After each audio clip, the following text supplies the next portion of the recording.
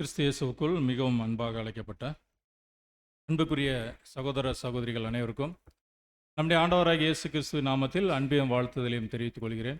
மேலும் கடந்த நாட்கள் முழுவதுமாக பிதாவாகிய தேவன் நம்மை கண்ணியின் மணியைப் போல பாதுகாத்து இன்றும் அவருடைய வார்த்தைகளை தியானிக்கும்படியாக நம்மை கூட்டு சேர்த்த தயவுக்காக அவருக்கு நம்முடைய துதிகளையும் ஸ்தோத்திரங்களையும் நாம் ஏறெடுத்துக் கொள்ளலாம். அது மட்டுமல்ல, அப்படின் சமீபத்தில் சென்று வந்ததான மதுரை சபையாருடைய அன்பின் வாழ்த்துக்களை உங்கள் மத்தியிலே தெரிவித்துக் கொள்கிறேன்.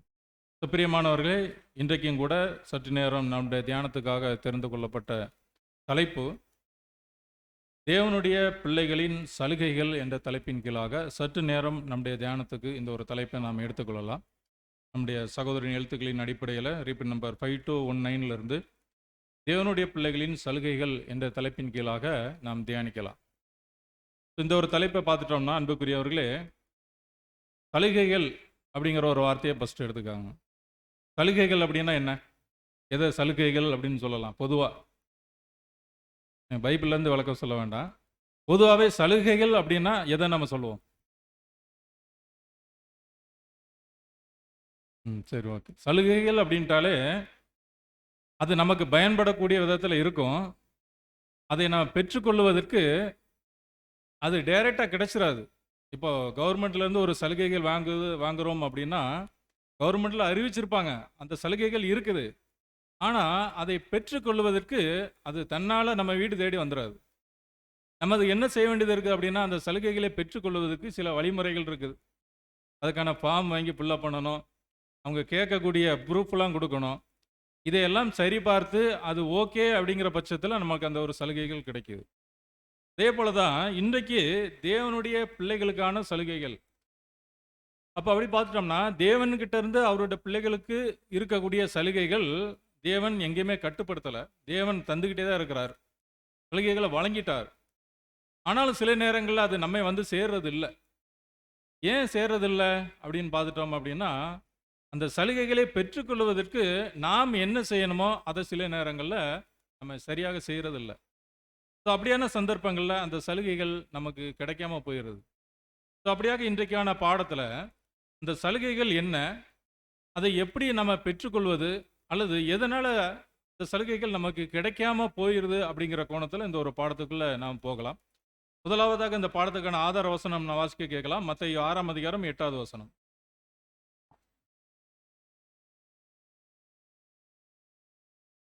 உங்கள் பிதாவை நோக்கி நீங்கள் வேண்டிக் கொள்கிறதற்கு முன்னமே உங்களுக்கு இன்னது தேவை என்று அவர் அறிந்திருக்கிறார். அன்புக்குரியவர்களே, ஆதார வசனத்தை பாருங்க. உங்களுக்கு இன்னது தேவை அப்படிங்கிறத உங்கள் பிதா முன்னமே அறிந்திருக்கிறார். அப்போ நமக்கு என்ன தேவை அப்படிங்கிறது யாருக்கு முதலே தெரிஞ்சிருங்க? நம்முடைய பிதாவுக்கு முதலே தெரிஞ்சிருது. அப்போ என்ன தேவை அப்படிங்கிறத உங்கள் பிதா அறிந்திருக்கிறார் அப்படிங்கிற ஒரு வாக்குத்தத்தம் போன்ற ஒரு வசனம். அப்போ இந்த ஒரு வசனத்தை எடுத்துட்டோம் அப்படின்னா, இந்த வார்த்தைகள் யாருக்காக சொல்லப்பட்ட வார்த்தைகளாக இருக்கலாம் அப்படிங்கிற கோணத்தில் நம்ம முதல்ல பார்க்கலாம். அப்போ இந்த வார்த்தை என்ன அப்படின்னா, உங்களுக்கு என்ன தேவை அப்படிங்கிறத உங்கள் பிதா அறிந்திருக்கிறார். அப்போது யாருக்கோ தேவை இருக்குது, அந்த தேவையை பிதா அறிந்திருக்கிறார். என்ன தேவை அப்படிங்கிறத அறிந்ததும் இல்லாமல் அதை நாம் கேட்கறதுக்கு முன்னாடியே அதை பெற்றுக்கொள்ள முடியும் அப்படிங்கிறது கூட வசனங்களில் நம்ம பார்க்குறோம். ஸோ இப்படியாக இந்த ஒரு வசனத்தை நான் பார்த்துட்டோம் அப்படின்னா, அப்போ உங்களுக்கு என்ன தேவை அப்படிங்கிறத உங்கள் பிதா அறிந்திருக்கிறார் அப்படிங்கிற அந்த ஒரு வார்த்தைகள் யார் மத்தியில் பேசப்பட்ட வார்த்தைகள் அப்படின்னா, இது கர்த்தர் இயேசு பேசின வார்த்தைகள், அது நமக்கு தெரியும். இஸ்ரவேல் ஜனங்கள் மத்தியில் கர்த்தர் இயேசு இருக்கும்போது பேசிட்ட வார்த்தைகள் தான், அதுவும் தெரியும். ஆனால் இந்த வார்த்தைகளை கர்த்தர் இயேசு எதற்காக யாருக்காக பேசிட்டார் அப்படிங்கிற ஆழமான முறையில் நம்ம தியானிச்சிட்டோம் அப்படின்னா, முதல்ல இந்த வார்த்தைகள் உலகத்துக்கு சொல்லப்பட்ட வார்த்தைகளா அப்படின்னா நம்ம என்ன சொல்லுவோம்? உலகத்துக்காக சொல்லப்பட்ட வார்த்தைகளா அப்படின்னா அது இல்லை அப்படின்னு தான் சொல்ல முடியும். சரி, உலகத்துக்காக சொல்லப்பட்ட வார்த்தைகள் இல்லை. ஸோ அப்படி பார்த்துட்டோம் அப்படின்னா, கர்த்தர் இயேசு இஸ்ரவேல் ஜனங்கள் மத்தியில், குறிப்பாக யூதர்கள் மத்தியில் இருந்துட்டார். அப்போ ஏன் உலகத்துக்காக சொல்லப்பட்ட வார்த்தைகள் இல்லை என்று சொல்லி நம்ம அதுக்கு ஒரு காரணம் கேட்டோம் அப்படின்னா, உலகம் தேவனுடனான அந்த உறவுக்குள்ள உடன்படிக்கைக்குள்ள வரலை. ஸோ அப்படியாக இருக்கும்போது அவங்களுக்கு என்ன தேவை அப்படிங்கிறத முன்னமே உங்கள் பிதா, அதில் உங்கள் பிதா அப்படிங்கிற ஒரு வார்த்தையை பாருங்க. அப்போ உடன்படிக்கை பண்ணாத புறஜாதியார்கள் மத்தியில் இருக்கக்கூடிய ஒட்டுமொத்த உலகத்தாரையும் உங்கள் பிதா அப்படிங்கிற அந்த ஒரு வார்த்தையை வச்சு நம்ம அதை அடையாளப்படுத்த முடியாது. ஸோ அப்படியாக இருக்கும்போது அது உலகத்துக்காக சொல்லப்பட்ட வார்த்தை இல்லை. அடுத்ததாக இஸ்ரேல் ஜனங்கள் மத்தியில் கர்த்தர் இயேசு பேசிட்டார் என்று பார்க்கும்போது அது யூதர்களுக்கு சொல்லப்பட்ட வார்த்தையா அப்படின்னு கேட்டால் இது கொஞ்சம் நம்மளுக்கு டவுட் தான் வரும். ஃபஸ்ட்டு உலகத்துக்கு தெளிவாக நம்ம ஈஸியாக சொல்லிடலாம், இது உலகத்துக்காக சொல்லப்பட்ட வார்த்தை இல்லை அப்படின்னு சொல்லிட்டு. ஆனால் இது யூதர்களுக்கு சொல்லப்பட்ட வார்த்தையா அப்படின்னு கேட்டுட்டோம் அப்படின்னா அது யூதர்களுக்கு சொல்லப்பட்ட வார்த்தையும் இல்லை என்று தான் பார்க்குறோம்.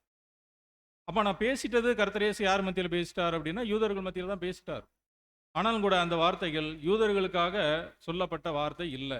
ஏன் அப்படின்னா யூதர்கள் கூட கர்த்தர் இயேசு இந்த காரியங்களை பேசும்போது எப்படிப்பட்டவர்களாக இருந்தாங்க அப்படின்னா தேவனோடு இணக்கம் இல்லாதவர்களாக தான் யூதர்களும் அங்கே காணப்பட்டாங்க என்று சொல்லி பார்க்குறோம். ஆதாமியினுடைய இழந்து போன சந்ததியின் நிமித்தமாக அந்த ஒரு அடிமைத்தனத்துக்குள்ளாதான் யூதர்களும் அங்கே காணப்பட்டு இருக்கிறாங்க. சரி, யூதர்களுக்கு இல்லை, குறிப்பாக ஒரு சிலரை உடன்படிக்கை கொடுத்து உடன்படிக்கை மூலமாக அழைச்சிருக்கிறார். ஆபிரகாமோடு உடன்படிக்கை செய்தார், ஈசாக்கோடு, யாக்கோபோடு. ஸோ இப்படியாக உடன்படிக்கை செய்து அவர்களுக்கு வாக்குத்தத்தங்கள்லாம் பிதாகிதேன் வழங்கியிருக்கிறார். அப்படி பார்த்துட்டோம் அப்படின்னா இந்த ஒரு வார்த்தைகள் உடன்படிக்கையின் குமாரர்களுக்கு உரியதா அப்படின்னு கேட்டால் சகோதரர் அவங்களுக்கும் அந்த வார்த்தை உரியதில்லை அப்படின்ட்டார். அப்போ பாருங்க, உலகத்துக்காக இந்த ஒரு வார்த்தை சொல்லப்படலை, யூதர்களுக்கு சொல்லப்படலை. தேவன் உடன்படிக்கை செய்த அந்த ஆபிரகாம், ஈசாக்கு, யாக்கோபு போன்ற முற்பிதாக்களுக்காக சொல்லப்பட்ட வார்த்தைகளா அப்படின்னா அதுவும் இல்லை. ஸோ அப்படியாக பார்த்துட்டோம் அப்படின்னா அது யாருக்காக சொல்லப்பட்ட வார்த்தைகளாக இருக்க முடியும் என்று சொல்லி சகோதரர் சொல்லும்போது அது தேவனுடைய உண்மையுள்ள ஊழியக்காரர்களுக்காக சொல்லப்பட்ட வார்த்தை என்று சொல்லி சகோதரர் சொல்றார். அப்போ உண்மையுள்ள ஊழியக்காரர்களுக்காக சொல்லப்பட்ட வார்த்தை அப்படின்னா பழைய ஏற்பாட்டு காலப்பகுதியில் மற்றவங்கெல்லாம் முற்பிதாக்கள் அப்படிங்கிற முறையில் பார்த்துட்டா கூட ஒரு உண்மையுள்ள வேலைக்காரர் ஒருத்தர் இருக்கிறார். யார் அப்படின்னா மோசே. வாசிக்கலாம், எபிரேயர் 3ஆம் அதிகாரம் 5 முதல் 6 வரை. சொல்லப்பட போகிற காரியங்களுக்கு சாட்சியாக மோசே பணிவிடைக்காரனாய் அவருடைய வீட்டில் எங்கும் உண்மை உள்ளவனாய் இருந்தான். கிறிஸ்துவோ அவருடைய வீட்டிற்கு மேற்பட்டவரான குமாரனாக உண்மை உள்ளவராய் இருக்கிறார். நம்பிக்கையினாலே உண்டாகும் தைரியத்தையும் மேன்மை பாராட்டலையும் முடிவு பரியந்தம் உறுதியாய் பற்றி கொண்டிருப்போமாகில் நாமே அவருடைய வீட்டாராய் இருப்போம். ஆம், அன்புக்குரியவர்களே, அப்போ உண்மையுள்ள ஊழியக்காரர்களுக்கு சொல்லப்பட்ட வார்த்தைகள் அப்படின்னு பார்த்துட்டோம் அப்படின்னா ஊழியக்காரர்கள் அப்படின்னா ஒரு வகையில் பணிவிடைக்காரர்கள் தான். இந்த வசனத்தில் பார்க்குறோம், மோசே தேவனுடைய வீட்டில் ஒரு பணிவிடைக்காரராக அவருடைய வீட்டில் எங்கும் உண்மையுள்ளவராக இருந்தார் என்று சொல்லி இந்த வசனங்களில் பார்க்குறோம். அப்போ அப்படியாக பார்க்கும்போது இந்த வார்த்தைகள் மோசைக்காக சொல்லப்பட்ட வார்த்தையாக இருக்குமா அப்படிங்கிற கோணத்தில் பார்த்துட்டோம் அப்படின்னா அதுவும் இல்லை. ஏன் என்று சொல்லி பார்க்கும்போது இந்த வசனத்தை நம்ம தெளிவாக கொஞ்சம் தனித்தனியாக பிரித்து பார்த்தோம் அப்படின்னா ஈஸியாக தெரியும். இங்கே மோசை எப்படிப்பட்டவராக இருக்கிறார் அப்படின்னா அவருடைய வீட்டில் உண்மையுள்ள பணிவிடைக்காரராக இருக்கிறார், ஒரு வேலை செய்யக்கூடிய ஒரு நபராக காணப்படுகிறார். ஆனால் கர்த்தர் இயேசு எப்படி இருக்கிறார் அப்படின்னா அவருடைய வீட்டிற்கு மேற்பட்டவராக இருக்கிறார். இப்போ ஒரு வீடு இருக்குது, அந்த வீட்டில் மோசே வேலைக்காரராக இருக்கிறார், கிறிஸ்து அந்த வீட்டுக்கு மேற்பட்டவராக இருக்கிறார். இப்போ பாருங்க, வீடு, அந்த வீட்டுக்கு மேற்பட்டவர் யார் அப்படின்னா கிறிஸ்து. அந்த வீட்டில் பணிவிடை செய்யக்கூடியவர் யார் அப்படின்னா மோசே இருக்கிறார். அப்போ அந்த வீடு யாரு என்று சொல்லி பார்க்கும்போது அந்த வசனத்துல கடைசியாக சொல்லப்பட்டிருக்குது, நாமே அந்த வீடா இருக்கிறோம். அன்புக்குரியவர்களே, அப்போ ஒரு அப்பா கிட்ட இருந்து கிடைக்கக்கூடிய ஒரு சலுகை அப்படின்ட்டா இந்த சலுகைகள் மெயினா யாருக்கு தான் போய் சேரும் என்று சொல்லி பார்க்கும்போது அந்த வீட்டுக்கு உரிமையா இருக்கக்கூடிய அந்த வீட்டின் புத்திரர்களுக்கு தான் போய் சேரும். அதே நேரத்தில் அந்த வீட்டில் வேலை செய்யக்கூடிய நிலைமையில் இருக்கக்கூடிய பணியாளர்களுக்கு அந்த சொத்தினுடைய எந்த ஒரு உரிமையும் கொடுக்கறதில்ல. இது உலகத்திலே இருக்கக்கூடிய வழக்கங்கள். அப்படியாக பார்க்கும்போது இது எப்படி தேவனால் தெரிந்து கொள்ளப்பட்ட புது சிருஷ்டிகள் என்று அழைக்கக்கூடிய அந்த உண்மையுள்ள ஊழியக்காரர்களுக்கு கொடுக்கப்பட்ட இந்த ஒரு வாக்குத்தத்தம் என்று சொல்லி நம்ம பார்க்கணும் அப்படின்னா இது அங்கே மோசே பணிவிடைக்காரராக இருக்கிறார், கிறிஸ்து வீட்டுக்கு மேற்பட்டவராக இருக்கிறார். அப்படின்னா கிறிஸ்து தான் நமக்கு தலையாக இருக்கிறார், நாமே அவருடைய வீடா இருக்கிறோம் என்று சொல்லி வசனங்களில் சொல்லப்பட்டிருக்கு. அப்போ வீடு அப்படின்னா அவருடைய வீடு அப்படின்னா தேவனுடைய பிள்ளைகள் அப்படிங்கிற ஒரு உரிமை, அதை பெற்றவர்களாக நாம் காணப்படுகிறோம் என்று சொல்லி நாம் பார்க்கிறோம். அதே நேரத்தில் எபேசியர் வசனத்தில் பார்க்கும்போது எபேசியர் 4ஆம் அதிகாரம் 6வது வசனத்தில் பார்த்துட்டோம் அப்படின்னா எல்லாருக்கும் ஒரே தேவனும் பிதாவும் உண்டு, அவர் எல்லார் மேலும் எல்லாரோடும் உங்கள் எல்லாருக்குள்ளும் இருக்கிறார் என்று சொல்லி பொதுவாக சொல்லப்பட்டதை பார்க்குறோம். ஸோ இப்படியாக பொதுவாக சொல்லப்பட்டாலும் கூட குறிப்பாக ஒரு விசேஷ வகுப்பார் மீது தேவன் அதிகமான சலுகைகளை கொடுக்கக்கூடியவராக காணப்படுகிறார் என்று சொல்லி நாம் பார்க்குறோம். அப்போ இந்த ஒரு உலகத்தில் உள்ள மற்ற யாருக்குமே அந்த ஒரு சலுகை ஏன் இல்லை அப்படிங்கிறத சகோதர எழுத்துக்களில் பார்க்கும்போது, ஏன் அந்த ஒரு சலுகைகள் இல்லை அப்படின்னு பார்த்துட்டோம் அப்படின்னா, அந்த உலகத்துக்கான ஈடுபலியை கர்த்தர் இயேசு இந்த வார்த்தைகளை பேசிட்ட சமயத்தில் அது வரைக்கும் ஈடுபலியை கொடுக்கல.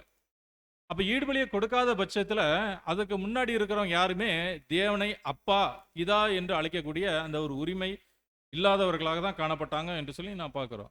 இன்னும் விசேஷமாக யூதரை குறித்து பார்க்கும்போது சகோதர எழுத்துக்களில் பார்க்குறோம், ஒரு யூதனோ அல்லது உலகத்தில் ஒருவனோ தற்காலத்தில் தேவனை பிதா என்று அழைக்கவோ அவரை பிதா என்று எண்ணவோ உரிமை இல்லை என்று சொல்லி சொல்லப்பட்டிருக்கு. பாருங்க, அப்பான்னு கூப்பிடுறது மட்டுமில்ல, அவர் தான் நம்முடைய அப்பா அப்படின்னு நினைக்கிறது கூட, எண்ணுவதற்கு கூட உரிமை இல்லை என்று சொல்லி இந்த வசனங்களில் சொல்லப்பட்டதை நான் பார்க்குறோம். ஏன் அப்படின்னா, கிறிஸ்து மூலமாக அவரோடு உடன்படிக்கையின் உறவுக்கு வந்திருக்கிறவர்கள் மட்டுமே தான் தேவனை எங்க அப்பா அப்படின்னு அழைக்கக்கூடிய உரிமை இருக்குது.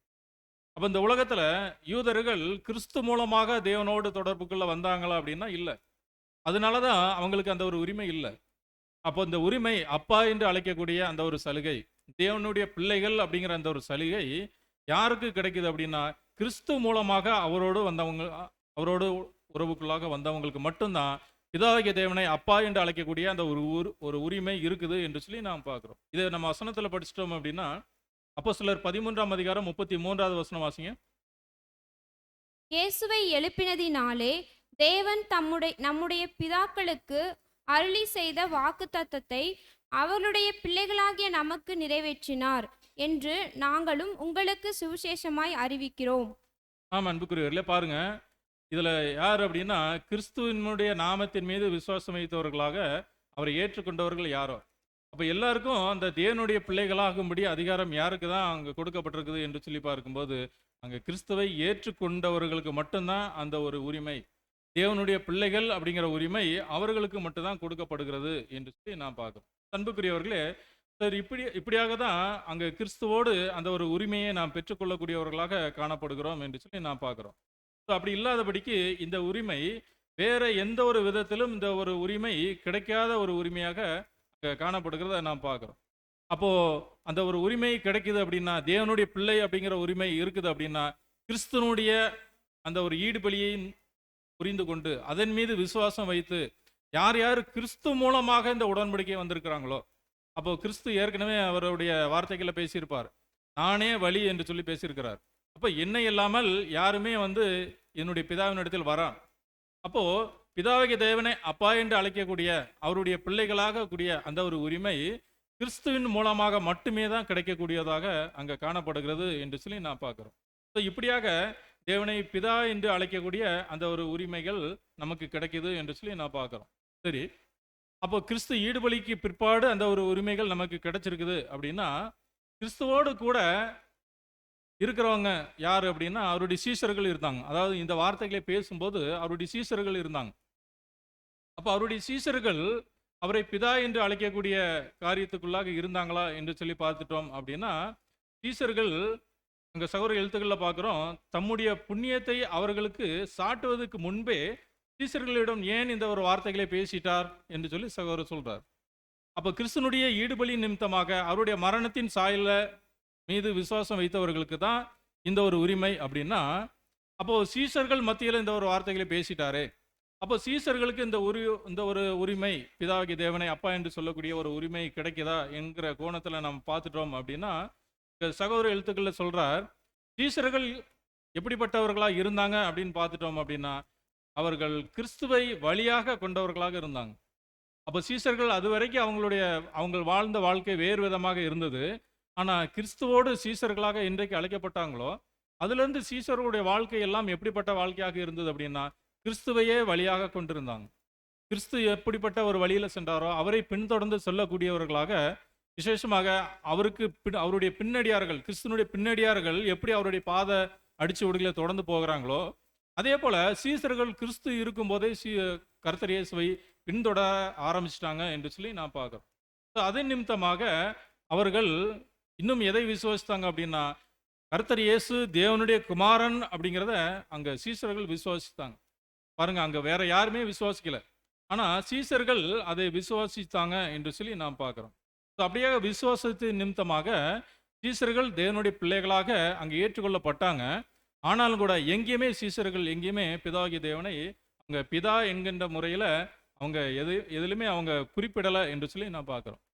அவங்க எழுத்துக்களில் எங்கேயுமே சீசர்கள் கிறிஸ்துவோடு இருக்கும்போது எங்கேயுமே தேவனுடைய குமாரன் அப்படின்னு சொல்லி கர்த்தர் இயேசுவை தான் அவங்க குறிப்பிட்டாங்க என்பதாக நாம் பார்க்குறோம். பிரியமானவர்களே, இப்படியாக பார்க்கும்போது அந்த தேவனுடைய பிள்ளைகள் அப்படிங்கிற சலுகை எப்படியாக வந்தது என்று சொல்லி பார்க்கும்போது கிறிஸ்து மூலமாக தான் வந்தது அப்படிங்கிறது இதன் மூலமாக நமக்கு உறுதிப்படுத்தப்படக்கூடிய ஒரு சம்பவமாக காணப்படுகிறது என்று சொல்லி பார்க்குறோம். அப்படியா பார்க்கும்போது யோவான் 5ஆம் அதிகாரம் 8வது வசனத்தில் பார்க்கும்போது, அவர் ஓய்வு நாள் கட்டளையை மீறினதும் இல்லாமல் தேவனை தம்முடைய சொந்த பிதா என்று சொல்லி தம்மை தேவனுக்கு சமமாக்கப்படியினாலே யூதர்கள் அவரை கொலை செய்யும்படி அதிகமாக வகை தேடினாங்க அப்படின்னு ஒரு வசனம் இருக்கு. அப்போ பாருங்க, யூதர்களுக்கு அந்த பிதாகிய தேவனை பிதா என்று அழைக்கக்கூடிய அந்த ஒரு உரிமை இல்லை அப்படிங்கிறத நம்ம பார்த்தோம். எதனால் அந்த ஒரு உரிமை இல்லை அப்படின்னு சொல்லி பார்க்கும்போது, அங்கே யூதர்கள் எப்படிப்பட்டவங்களாக இருந்தாங்க அப்படின்னா, அங்கே பிதாகிய தேவனை பிதா அப்படின்னு யார் சொல்கிறாங்களோ அவங்களை கொலை செய்யக்கூடிய அளவுக்கு அங்கே யூதர்கள் காணப்பட்டாங்க.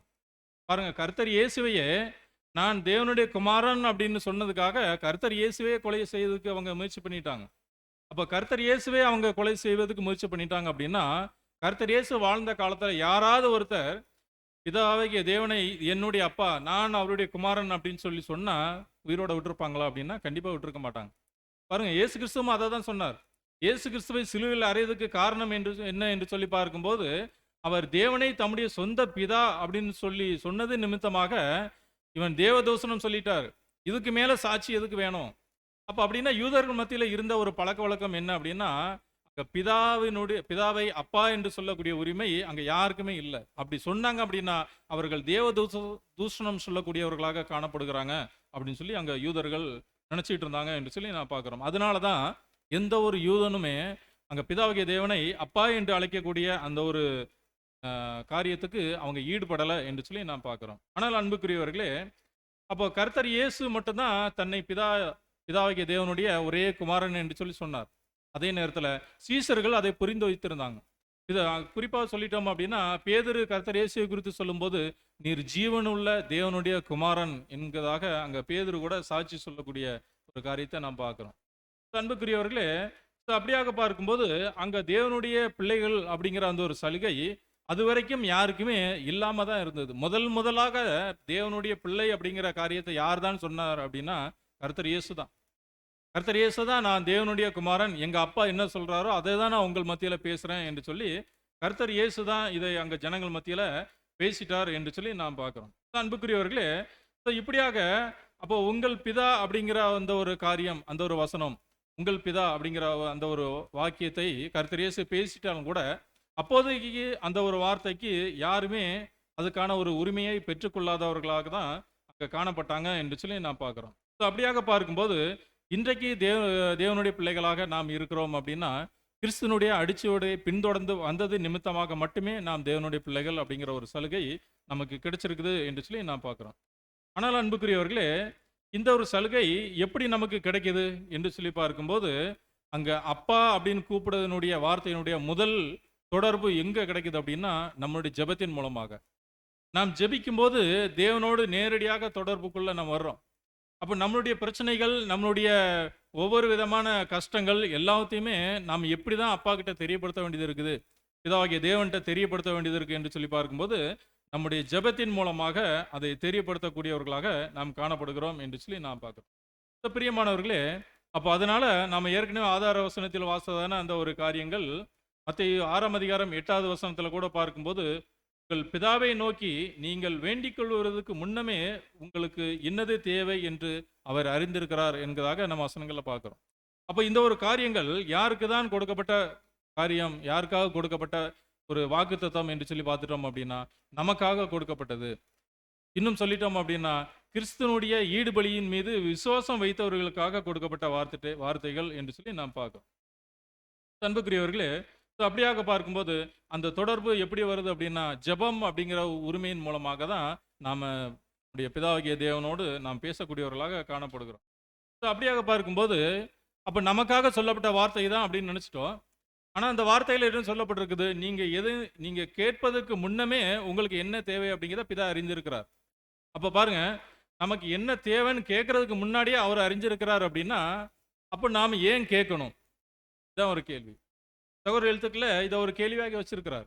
அப்போ நம்முடைய ஜெபத்துக்கு பிதாவாகிய தேவன் பதில் அளிக்கிறார். அது மட்டும் இல்ல, நாம் கேட்பதற்கு முன்னமே நமக்கு என்ன தேவை அப்படிங்கிறதும் பிதாவாகிய தேவன் அறிந்திருக்கிறார். அப்படி அறிந்திருக்கிறார் அப்படின்னா, அப்போ பிதாவாகிய தேவன்கிட்ட நாம் ஏன் கேட்கணும் அப்படிங்கிற ஒரு கேள்வியை கேட்டுட்டோம் அப்படின்னா, எதற்காக கேட்கிறோம் என்று சொல்லி சகோதர எழுத்துக்கள்ல பார்க்கும்போது சகோதரர் சொல்றார். அந்த பேராகிராஃப் வாசிங்க சிஸ்டர். பிறகு நாம் ஏன் அவரிடம்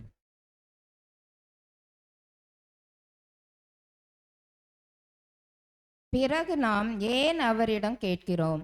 ஏனெனில் அவர் நமது பிதாவாக இருக்கிறார். அவர் நமது அன்பான பிதாவாக இருந்து நமக்கு தேவையான அத்தியாவசியமான அனைத்தையும் ஏற்பாடு செய்கிறார். ஜெபிப்பதற்கான நமது போதனை, நமது எல்லாவிதமான ஆசீர்வாதங்களும் பரம பிதாவிடமிருந்தே வருகிறது என்று இன்னும் உணர்வதற்கான விழிப்பை ஏற்படுத்தவே. ஆமா அன்புக்குரியவர்களே, அப்ப பாருங்க, அப்ப நாம கேட்கறதுக்கு முன்பாகவே பிதாவாகிய தேவன் நமக்கு என்ன தேவை அப்படிங்கிறத உணர்ந்திருக்கிறார் அப்படின்னா, அப்போ நாம் ஏன் கேட்கணும் அப்படின்னு நம்ம ஒரு கேள்வியை கேட்டுட்டோம் அப்படின்னா, முதல் விஷயம், அவர் நம்முடைய பிதாவாக இருக்கிறார், நம்முடைய அப்பா. அப்போ நம்முடைய அப்பா என்று சொல்லி அந்த ஒரு உரிமையோடு கேட்கக்கூடிய அந்த ஒரு சிலாக்கியம் நமக்கு இருக்கிறது என்று சொல்லி நான் பார்க்கிறோம். அது மட்டுமல்ல, அவர் நமது அன்பான பிதாவாக இருந்து நமக்கு தேவையான அத்தியாவசியமான அனைத்தையும் ஏற்பாடு செய்கிறார். அப்ப பாருங்க, நமக்கு என்ன தேவையோ நம்முடைய அத்தியாவசியமான தேவைகள் எல்லாமே நம்முடைய பிதாவுக்கிட்ட இருந்து தான் வருது அப்படிங்கிறத நாம் எப்போ தெரிஞ்சுக்க முடியும் அப்படின்னா, நாம கேட்டு பெற்றுக்கொள்ளும் போது தான் அதை நாம் உணர்ந்து கொள்ள முடியும். இப்போ பாருங்க, இன்னைக்கு உலகத்தாரே என்ன சொல்லுவாங்க அப்படின்னா, கஷ்டம் வரும்போது தான் கடவுளை பற்றிய சிந்தனைகள் மனுஷனுக்கு வருது என்று சொல்லி சொல்றாங்க. ஸோ அப்படியாக பார்க்கும்போது, அப்போ பிதாவாகிய தேவனோடு நாம் ஜெபத்தில் கேட்டு பெற்றுக்கொள்ளாதபடிக்கு ஆட்டோமேட்டிக்கா நமக்கு என்ன தேவை அப்படிங்கிறத அவர் முன்னமே அறிஞ்சிருக்கிறார். அப்படி இருக்கும்போது நம்ம கேட்பதுக்கு முன்பாகவே நமக்கு நம்முடைய தேவைகள் எல்லாம் வந்துகிட்டே இருந்தது, எல்லாமே கரெக்டா நமக்கு கிடைச்சிக்கிட்டே இருக்குது அப்படின்னா நம்ம என்ன பண்ண மாட்டோங்க, அப்பான்னு ஒருத்தர் இருக்கிறாரு அப்படிங்கிற எண்ணமும் மறந்துடும். அவங்ககிட்ட நம்ம ஜெபத்துல கேட்கவும் மாட்டோம். அதுதான் நமக்கு எல்லாமே கிடைக்குது. பாருங்க, இன்னைக்கு வீட்டிலே நம்முடைய குழந்தைகள் இருக்கிறாங்க அப்படின்னா, அந்த குழந்தைகள் ஏதாவது கேட்காம நம்ம வாங்கி கொடுப்போமா? எங்கேயாவது ஒரு கடை வீதியில் போயிட்டு இருக்கோம்னு வச்சுக்காங்க, ஏதாவது ஒரு பொருள் இருக்குது, அந்த பொருள் நம்ம குழந்தைக்கு பிடிக்கும் அப்படின்னு நமக்கு தெரியும். இருந்தாலும் அந்த பொருளை பார்த்த உடனே சரின்னு சொல்லி டக்குன்னு உடனே வாங்கி கொடுத்துருவோமா?